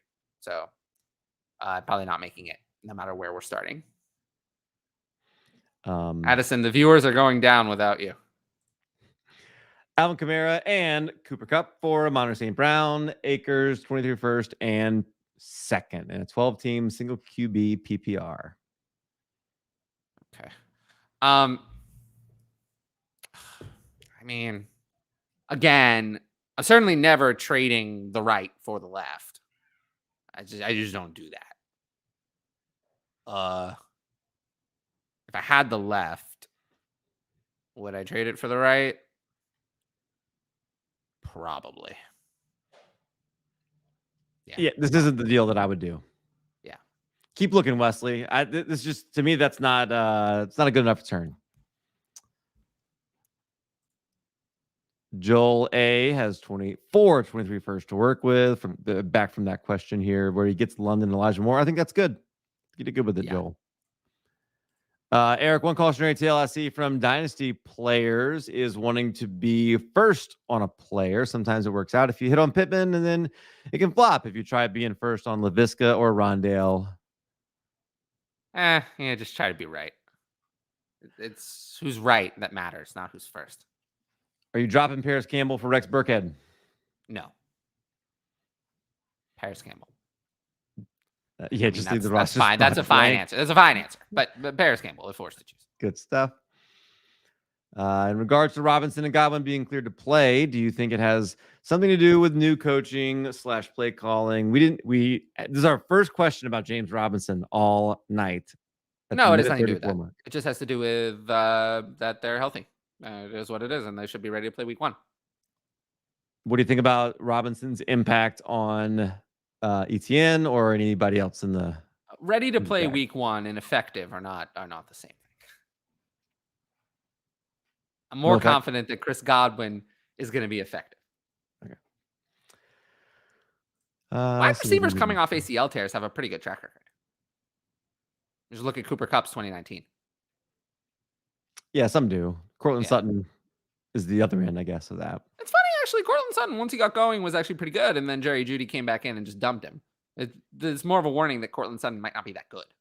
Because actually, Cortland Sutton's good games were the ones right off the ACL. 1 QB, half PPR, Waddle and James Robinson, or Saquon, 23 third, 24 third. Waddle side. Waddle easily. Yeah, easily. It's not close. If you put James Robinson on the other side, it would still be the Waddle side. Any chance we get a throwback summer 2021 4-hour stream this summer? Honestly, not with the way I've been feeling. Maybe. We'll see. Not tonight. It's a miracle if we get 2 good hours out of me with just how exhausted I've been. So 4 hours. I don't know how I ever did that in the past. To be like honest, I don't know how I managed that because the me of today, there's just no way. And Addison's camera is not cooperating. Oh, wait. Oh. It might be back. What side is the contender? Half PPR, Breece Hall and Keenan Allen, or Najee Harris? Breece Hall and Keenan Allen. Contender or not. FF Lefty 2 times tight end premium. I assume that means, or no, 2. Does that mean start 2 tight ends? I'm not sure what it means. How fast and furious are we drafting these guys? It must mean that, yeah. It's got to mean that. Do we treat them like quarterbacks? We can start up to 5 tight ends. Just because you can doesn't mean you should. Yeah, you treat them how the points say you should. Hey, what's up?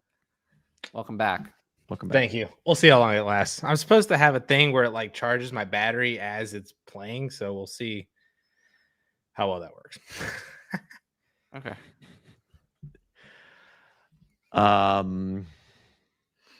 Yeah. David Shank, 12 teams, Superflex PPR, tight end premium, 2 PPR, David Njoku, or a 23 mid to late second. Pick. Second. Really Truther in the house. What's up, Really Truther?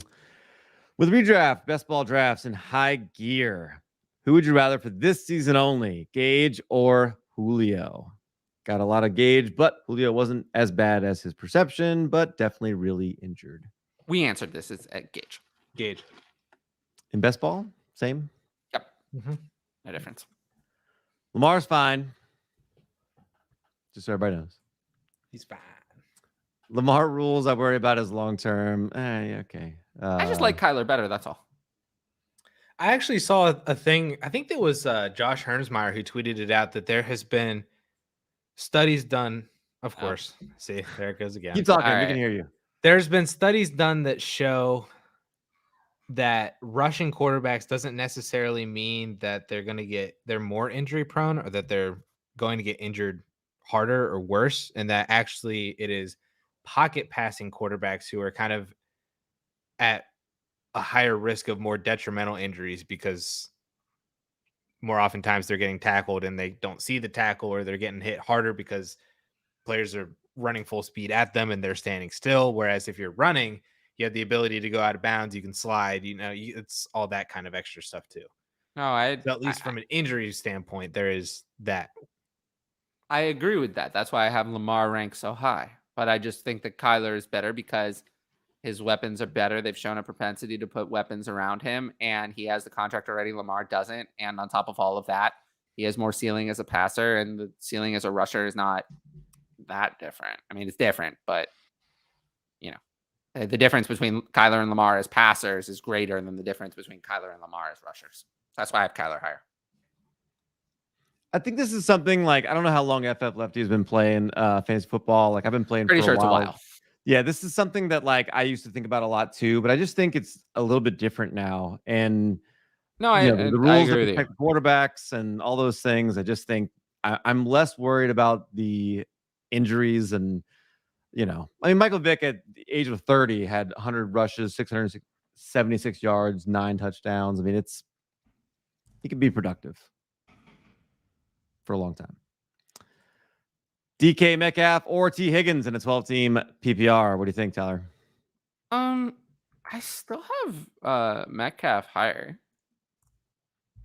Which isn't with the ADP or anything, but I'll stick with it. Okay. Yeah. Ed still thinks DK. I think so too. Unreadier future. Should I trade out of Kamara for a couple of first round picks? Yes, absolutely. Yes, but in no league can you. Yeah. Let's see. Clear 101 of sweet workout clips is clearly Jameis. Thank you, Ridley. Truther. Thank you. Exactly. That's what I was trying to say. Is empty the 102. Empty doing Jameis workouts would be off the charts. Break the internet. Who dat dude? The slant boy hate is real. I mean, if you were actually participating in something, maybe I wouldn't hate him. Yeah. I think he's as hated here in New Orleans. I mean, who that dude maybe I'm sure he's hated there. I'm sure he's hated there more than anywhere else. Yeah, I feel like who that dude may be the exception. And hey, like he's our. But I mean, like the slant boy comment, by the way, came from a teammate. I mean, that is who was getting on to him about that. So he's not very liked. That's crazy. Anywhere. Got offered a 23 first and a third round startup for my 107. I think we did. No, we didn't do this one. This is that's like okay. Depends on where in the third round it is, who's available at the 107. It's one of the quarterbacks, maybe not. If it's Kyler or Lamar, I probably don't do it. Let's see. With all we need today, Goblin or 23 first, General Super Flex, 12 team, 1 PPR league. 23 first. It's closer than it was. 23 first. Man, more people. People talking about Kamara not being bad. Just because he got all the volume doesn't mean he was good. He was not good on that volume. He wasn't. Like you can live in your reality or you can live in the real reality. I mean, it is what it is. Like he got a lot of volume, wasn't that great with it. You can say he was good because he scored a lot of fantasy points, but he wasn't. You know, dude, believe what you want to believe.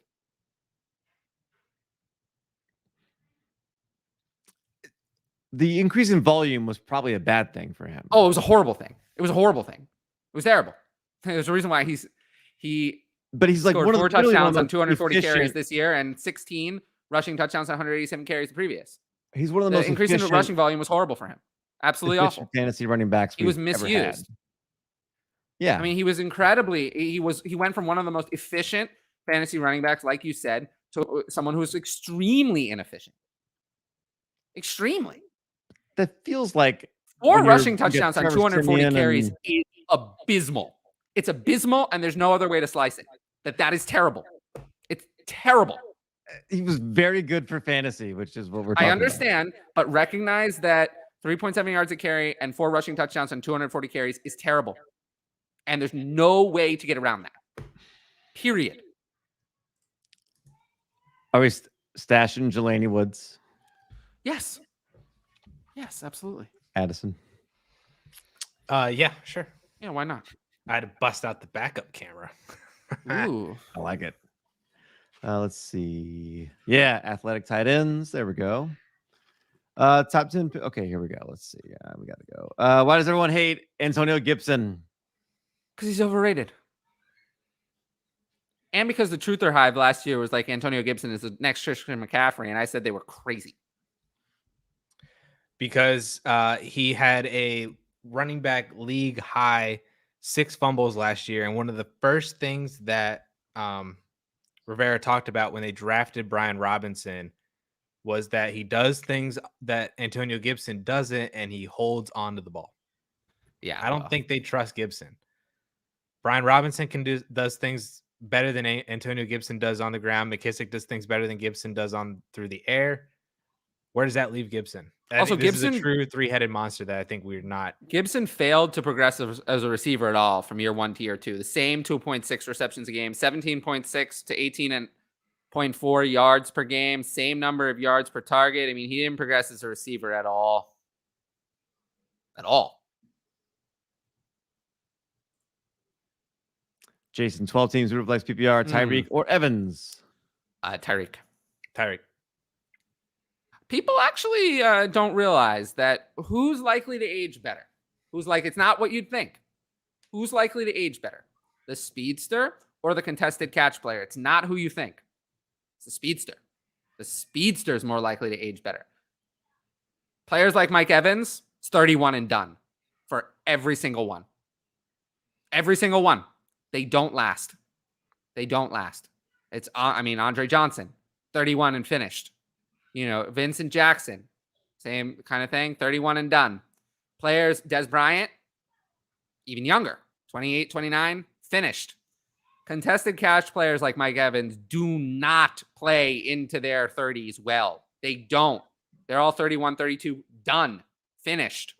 The players who actually age better are your Keenan Allen slot receiver types, or your, Larry Fitzgerald, or, obviously Hall of Famers.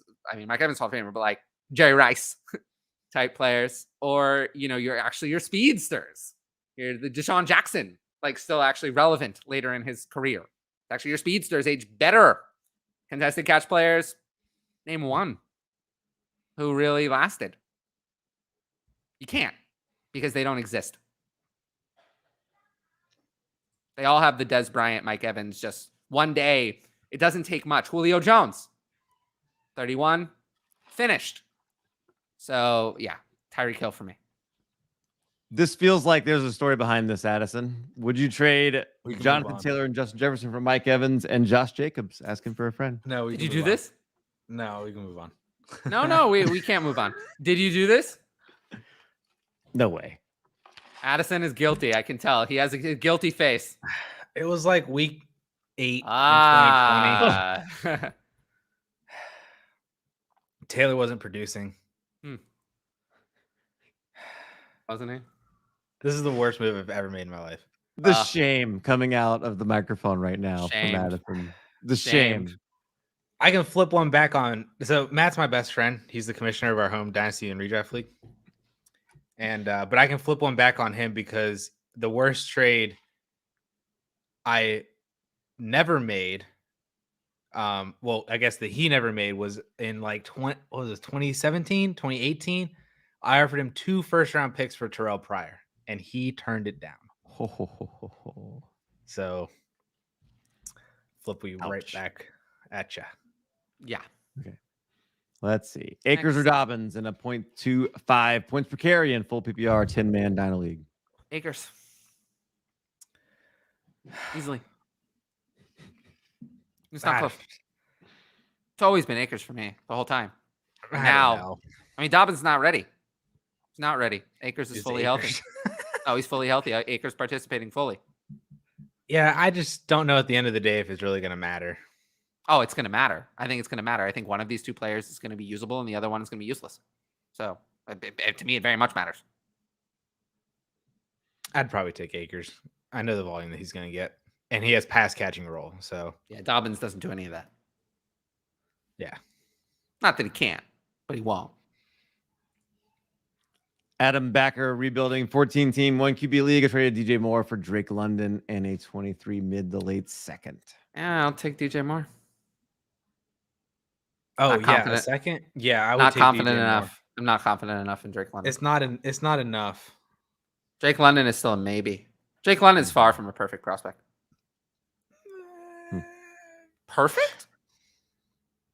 You said far from a perfect. I think far from perfect. I don't think he's anywhere near perfect. Jamar Chase is perfect prospect. Well, yeah, he's not Jamar Chase. Right, but he's nowhere near that then. There's how many perfect prospects have there been? Counting N'Keal Harry, N'Keal Harry is not perfect. Not to Jamar Chase level. Certainly not once he fell to 32nd overall in the draft. Not perfect. Jamar Chase is perfect. It checks every box. Drake London, I would say, is 2 steps away. He's not even the next group. If I had it perfect, excellent, and then whatever, Drake London would be for me as a prospect in group 3. Very good. Very good. Garrett Wilson is also in that group. Very good. Very good.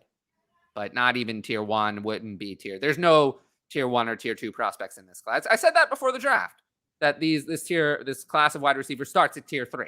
There's no tier 1 or tier 2 players in this draft. Grant made a trade today in a 12-team Superflex, gave Akers and 2 23 thirds for a 23 first and a 24 second as a rebuilder. Is that good? Love it. fine. I'll take it. Yeah, I'll take it. Yep. Love it. I mean, especially if you're a rebuilder, you don't want If you're rebuilding, I'll do it. Yeah. Albert O or Irv Smith has better breakout. Top 6 to 8 tight end and 12 teams who reflects tight end premium. Yeah, I'm gonna go with Irv Smith. Actually, I'm starting to get away from Alberto. Alberto is. I just keep moving Alberto down and down and down my ranks, and Irv Smith is starting to come up. I'll take Alberto. No, I don't want Alberto. I think Alberto. I mean, he's done nothing in the NFL, nothing at all.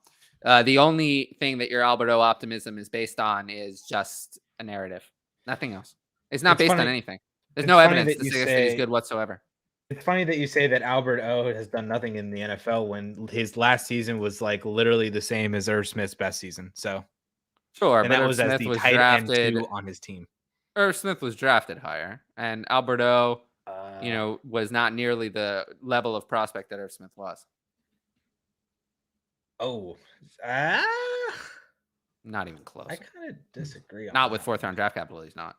And his team also compared the two teams. One of the teams drafted a tight end with higher draft capital, who is actually a decent prospect.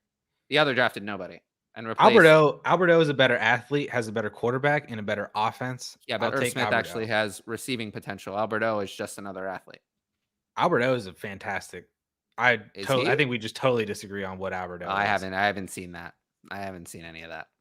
Well, let's see if that happens. But I mean, he had one usable game in his entire NFL career. So I'm just not impressed. I wasn't impressed when he fell to the 4th round. I wasn't impressed that he had an injury. I think he's overrated. And I would not be surprised in the slightest if by the end of the season, Greg Dulcich is the starter. He was drafted to be. I mean, he was drafted higher than Alberto. Irv Smith has 3 games with more than 10 PPR points. 4 games, sorry. Sure, but does Alberto have any? I mean, I don't know. Probably. Like I said, Irv Smith's best season is essentially the same as what Alberto did last year with but 0 at least quarterbacks. He has 2 seasons. At least he has 2 seasons of that. And Irv Smith had 5 touchdowns in 2020. Alberto's never had more than 2. Well, again, as the tight end 2 on a team that was led by Teddy Bridgewater and Drew Lock. I hear what you're saying. I just think that you're going to be better off going with Irv Smith, who's younger than Alberto, by the way. I think it's fine to go Irv. Alberto doesn't have an ACL injury, though. Yes, he does. Oh, never mind. It's fine to go that, but like I don't think track disregard that one. Irv Smith doesn't have an ACL injury. Irv Smith Whatever Irv Smith had. Meniscus. Oh, that's even worse. No, it's not. ACL's worse. I'll take Alberto. Give me Irv Smith. I'll take Alberto because he's the way better athlete. Money. Better athlete, better offense, better. You can have. He's all yours. I feel like you're making a track record argument when neither one of these have a good track record. Well, Irv Smith was a far superior receiver in college. I mean, he earned a target share at Alabama against significant competition. Albert's name is more fun to say. So I just think Alberto is also like 3 months older than Irv, so I don't really know the age. I just think that we know, like Irv Smith was a very, very solid receiver coming into the NFL, whereas Alberto was raw. And we know it. I'm going to find his college stats. On Reading Your Future, just did a 2022 rookie draft. Got Brees, Garrett Wilson, and Isaiah Spiller in a 10-team PPR. I don't know where you picked those, I mean, it depends on where you drafted. I think he has the picks in a little. If you scroll down a little bit, I think he has the picks. Oh, there you go. Wilson at 104, Brees 101, obviously. Spiller at 204. In 2018 at Alabama, Irv Smith outproduced Devonta Smith in every receiving category. Okay, in 2018, they had like 5 receivers on that team, and Devonta Smith wasn't. And despite that, Irv Smith actually earned a legitimate target share in that. A tight end earned legitimate target share in that offense, going against Judy, Ruggs, Waddle, and Smith. Devonta. I'll take that player over Alberto every time. That's transitioned into a 90 targets in 3 years. I mean, cool. He was injured. College stats from 2018. I think this will look like a dumb argument at the end of the year. I think Alberto won't be in the top 200. Great. I don't think Alberto will be ranked in the top 200 players. I don't think it'll be worth discussing. Kittle, Winston, Trubisky for Fields and Freiermuth. I don't know. That was the other Justin Fields trade when he was saying about how he acquired Fields in 2 leagues. This one is less good, but I'll still take Fields. Yeah, I'd like to pick one better for sure here. But yeah, Fields in this one too. Do we like Jashawn Corbin, your guy there in New York? I don't not like Jashawn Corbin. This is the 3rd player. I don't know who this is. This is UDFA running back on the Giants. Yeah. He's more likely to contribute than Jerick McKinnon. I mean, Addison, maybe you should have known who the players were when we played Dynasty Game Night a couple of years ago when we did the players on the Steelers. And let's remember that you lost. I won about the players on your team. So that's why I get to play the Tournament of Champions a week from tomorrow. But I'm playing against Ryan and Matt, so I'm not going to win. I'm gonna get my butt kicked. In the deep leagues I play in, this is the exact kind of player I go after. Like me too. Because he's not my favorite. He's not my favorite UDFA running back. That's the thing. There are others that I prefer. I'd rather have Julius Chestnut, Abram Smith, and Kennedy Brooks would be the 3. Those are the big 3. Kennedy Brooks. Abram Smith too. Costy just traded DJ Moore for a 23 first. That's okay. What do you think about that? I'd rather not. I'd rather have DJ Moore should be worth more than that. I like DJ Moore a lot. I agree. Yeah, I agree. Who's the handcuff to own for CMC if you only have one extra spot? Chuba or Foreman? I think it's Foreman. I mean, yeah, Chuba's ADP is higher, and I do think that Chuba, I mean, he was a good prospect. Didn't really translate last year. In Dynasty, I still have Chuba slightly higher. I don't think there is a handcuff, though. This is not a backfield where I'd be targeting a handcuff.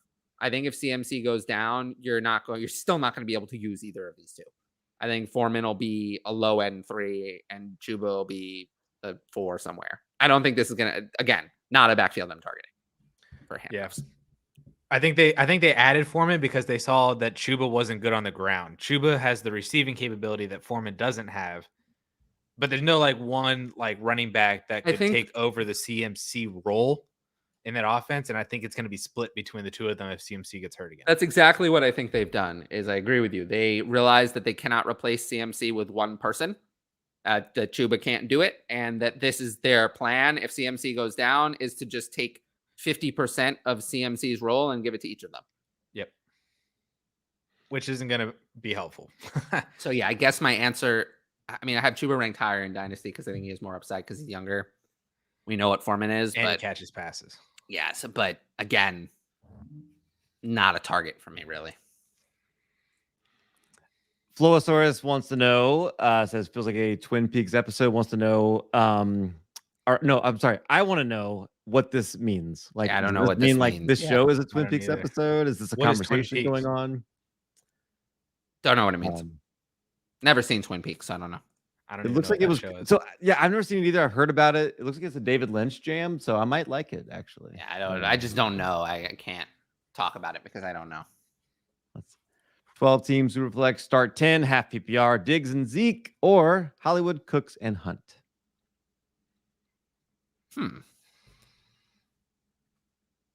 I'll take. Guess it's close. I'll take Diggs and Zeke. I don't want to though. But yeah, sure. I'll take Diggs and Zeke. he said the Flowosaurus comment down here that he just said. Addison's camera flashed crazy. Then I was taking fantasy advice from a trippy screen. Oh my god! There you go. I like it. Only one. Oh, here we go. This is like the Kamara episode. Only one Kamara share entire 40 league portfolio. Just got him in the Dynasty Hot Sauce Listener League at the 802. Wow, 14 team 1 QB. He was available at the 802. That can't be right. I mean, I would take him there. Oh, it's super flex, but still, that's a little insane. I would take him there. Right. Franz, should I ship Claypool and a 23 second for Keenan Allen and Brady? I mean, yeah, I'm with it. I'd rather not. But if you're gonna do absolutely, if you're not gonna listen to me and you're gonna build your team this way by trading for old players, if you're not gonna listen to me and not do things the way I would do it, then sure, this is fine value. But this is not how I play.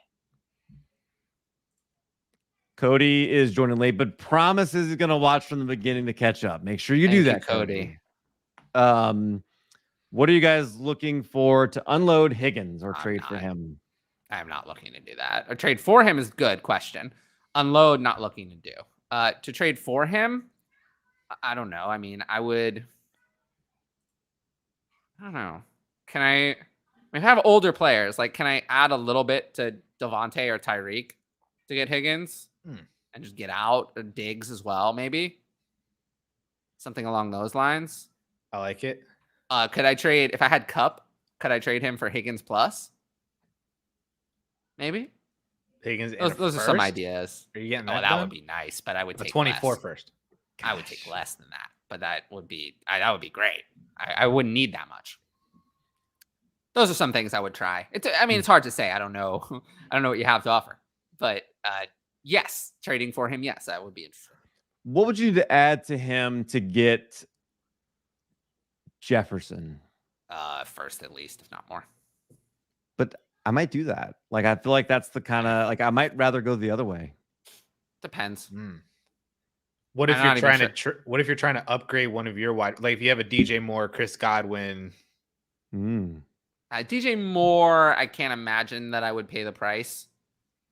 Chris Godwin, maybe. Yeah, like maybe adding a second to someone to upgrade to Higgins. I don't think it's going to be I don't think it's going to be enough. Yeah, Higgins is a really weird value case where it doesn't seem like there's like a really good fit of a trade. I gave some. I think the trades I suggested were pretty good. Could you do Deontay Johnson in a second for Higgins? Yeah, I would do that, but I don't think you can. Tyreek Hill. Oh, I love that, but I suggested that earlier. I don't think you can, but I would try. Would you do like Waddle in a second, or is it the opposite? I have Waddle higher. I want Waddle. Yeah. All right, I'm just making sure. Yeah. Yep. Flores versus Calvin Johnson. False. Actually, Calvin Johnson's last season in the NFL was at age 30. So we don't know what he would have done at age. I didn't even know what this is in reference to. I just like Megatron, no. So. I thought this was perfect wide receivers.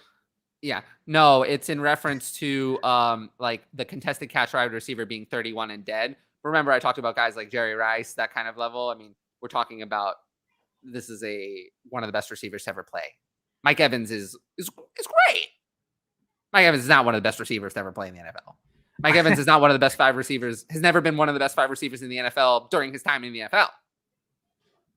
So, I saw a Facebook post that said that Megatron was able to play all 4 years of high school. I saw that exact college, same post. The exact same one. 9 elite years in the NFL and get inducted into the Hall of Fame all during Tom Brady's career. Not insane. Ridiculous. But in all seriousness, about the contested catch wide receiver, there really aren't any. There aren't any. Neither of you have come up with one. I haven't come up with one. Who really makes it past 31, 32? There aren't any. They don't do it. I guess the ones who last forever are Jerry Rice, Larry Fitzgerald. Those are the types. Those are the types that last. Julio Jones just doesn't. They just don't. They never have. But Julio Jones is not Mike Evans. Julio Jones is way better than Mike Evans ever was. Way better. And he was 31 and finished. 32 came and he's finished. AJ Green. Another one. Would you put Brandon Marshall in that category? But even Brandon Marshall, like how old? I mean, what was Brandon Marshall's last really great year? 31. 32 comes. Finished. Done. Completely done. The Cliff, 31. Excellent. 1,502 yards. 32 comes. 59 receptions on 128 targets for 700 yards. Terrible. I need a better definition. It's the big body, big receiver. The big body, big receiver. Julio Jones, AJ Green, Brandon Marshall, the Vincent Jackson, Andre Johnson, those types of players. 31, 32 is like, if you're lucky, you get 32. It's always finished after that. Jordy is not that. Jordy Nelson? So. Jordy's much more Keenan Allen. Jordy Nelson is like tiny. Oh, is he? I mean, Why were people? What? People were 217 is not. Yeah, but Pierce to Jordy Nelson. And Jordy Nelson, guess what? You want to hear Jordy Nelson? 31, great, 1,257 yards. What do you think happened at 32? 482 yards on 53 catches. So, Who is? no. But like, I'm telling you, it's 31, and it really is. It's all of them. All of them. Who are you It's counting because on the that's gonna be big better body- past that age anyway? I don't That understand. is true. That There is- aren't many, I don't but the understand ones what who we're do, doing. the ones who do are the Larry Fitzgerald types. The smaller The ones. once in a generation player. No, you move like, into the slot. walk into the you Hall of move into Fame the slot, easily? or you're the speedster like Deshaun Jackson, who has some career viability after that age. Emmanuel Sanders. Emmanuel Sanders is not big. Jordy Nelson's 6'3". He's not tiny. Yeah. He's not the same size. But Emmanuel Sanders is a great example. Emmanuel Sanders is a great example of someone who, in some tore the Achilles and beat the odds because he's smaller. The guys we're talking about, it just doesn't happen. It doesn't happen. And the same thing's going to happen to Mike Evans. For anyone, though. Like, I agree with you. I agree with you that it's anyone, but the few who beat the odds are always the smaller guys. Okay, Always. after you move into the slot. That's how you age. You move in. You do not see big contested outside receivers playing at that age. You have to move into the slot to continue your career. That's just the reality. Okay. Anquan Bolden. And how long did he last? Long enough. I mean, it's the same. He went 33, 34. He was a little bit better. He's the best example we've come up with. We finally found one who at 33 and 34 was still usable. So there you go. That's your upside. I just feel like we're like, are you just saying big, slower receivers or something? Or what do you like? This is true. Bigger receivers, these big the ones who rely on contested catches fall off earlier.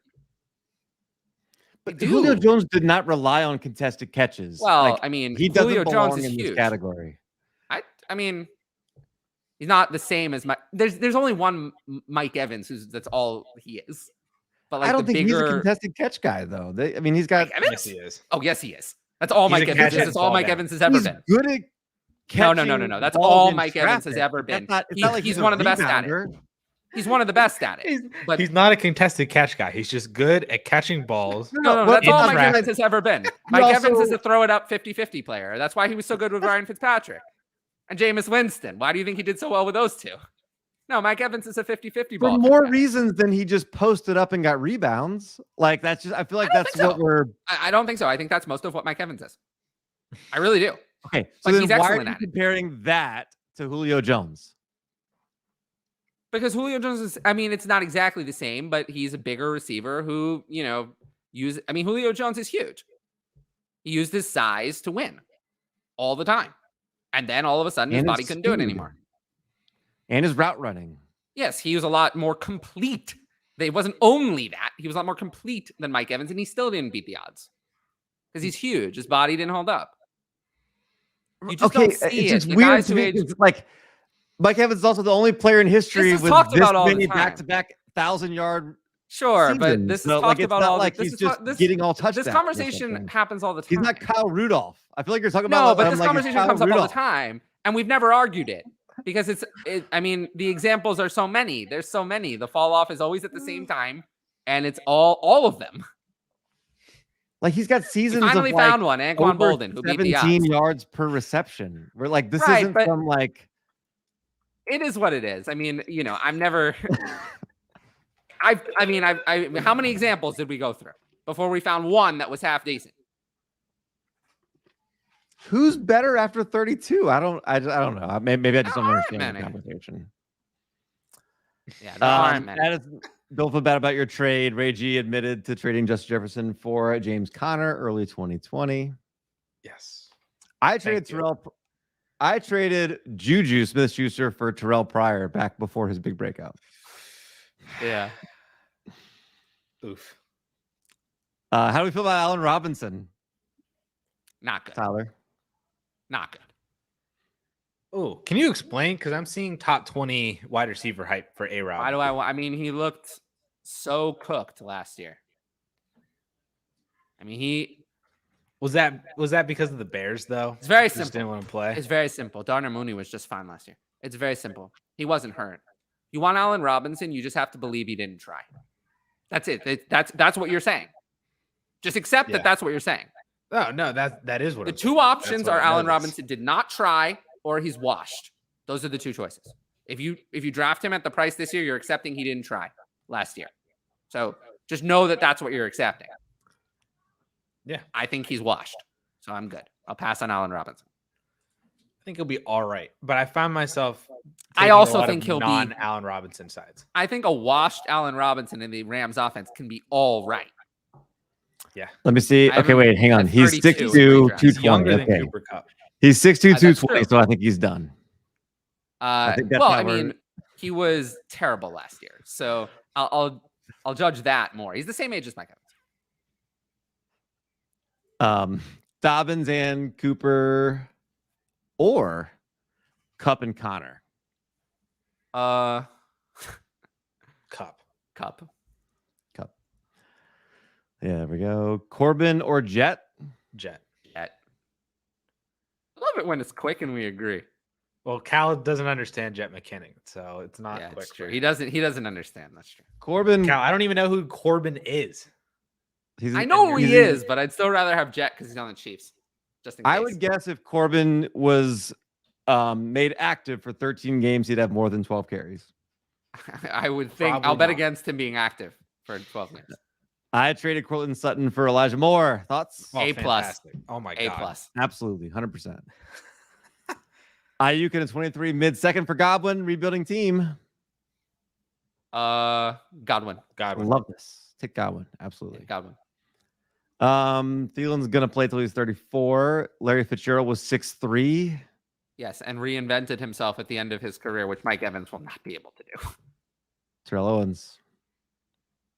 Yes, T.O. is one of the best receivers ever. T.O., Jerry Rice, Randy Moss, Antonio Brown. But, it's funny. Antonio Brown is, was able to do a lot more than Antonio Brown. Let's say something about Antonio Brown while we're here, because we talk about Antonio Brown, the person, a lot. But Antonio Brown, the fantasy receiver, is one of the best fantasy players ever. I mean, there's He's one of the no best wide receivers ever. Oh, absolutely. But for his fantasy stretch, he had a lot of his points in a bunch of straight years, and then the peak wasn't as long as some other players like Randy Moss or T.O. or Jerry Rice. But, it was in that period where AB was AB. There was no one better over a 6-year period where he was the guy. I mean, how often does someone take the crown as best receiver for that long? Not very often. I love Calvin Johnson. Calvin Johnson's one of my favorite players of all time. Absolutely. One of my favorite players.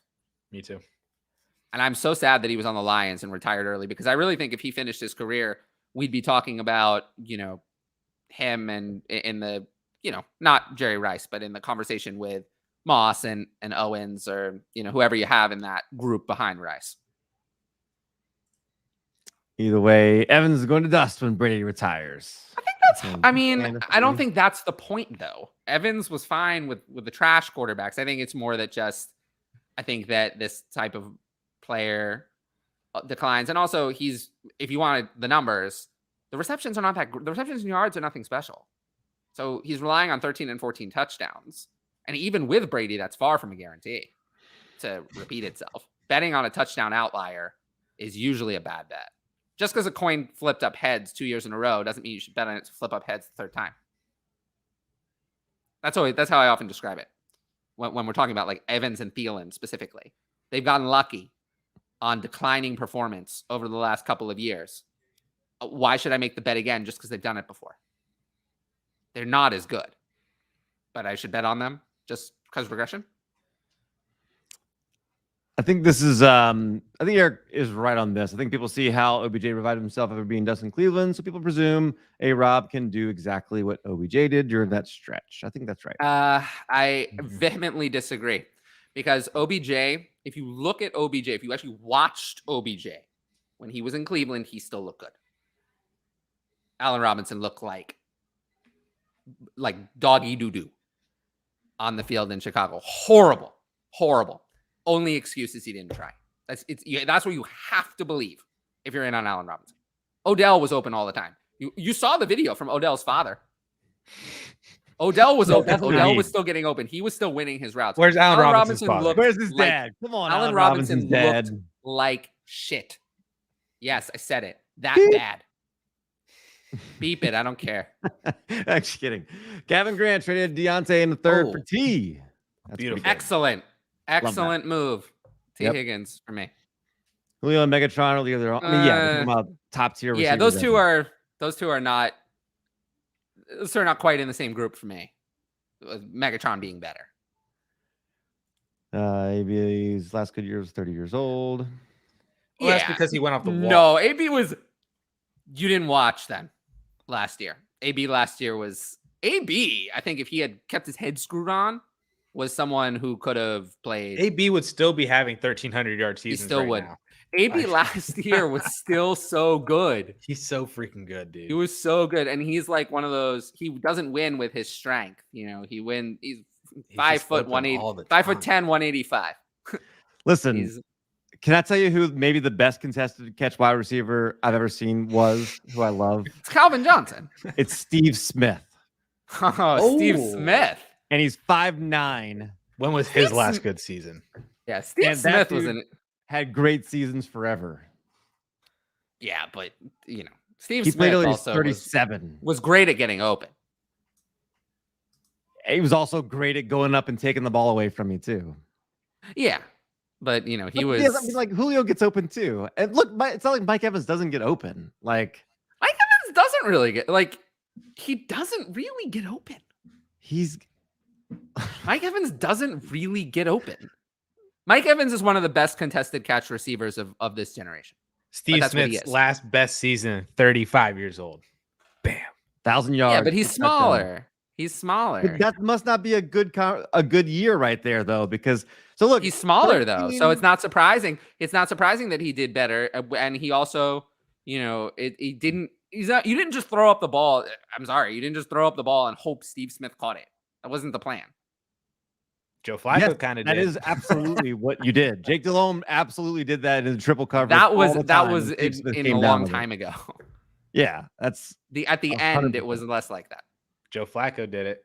Joe Flacco thought either Steve Smith was going to come down with it or it's going to be a pass interference. Those are the only two options. He's like my favorite wide receiver of all time. But that year, 13.5 yards per reception, like Evans has never had that low of a yards per reception. It's not like he's just going out there and posting up. This is why I just don't understand the conversation here. I mean, that's exactly what he's doing, but that's okay.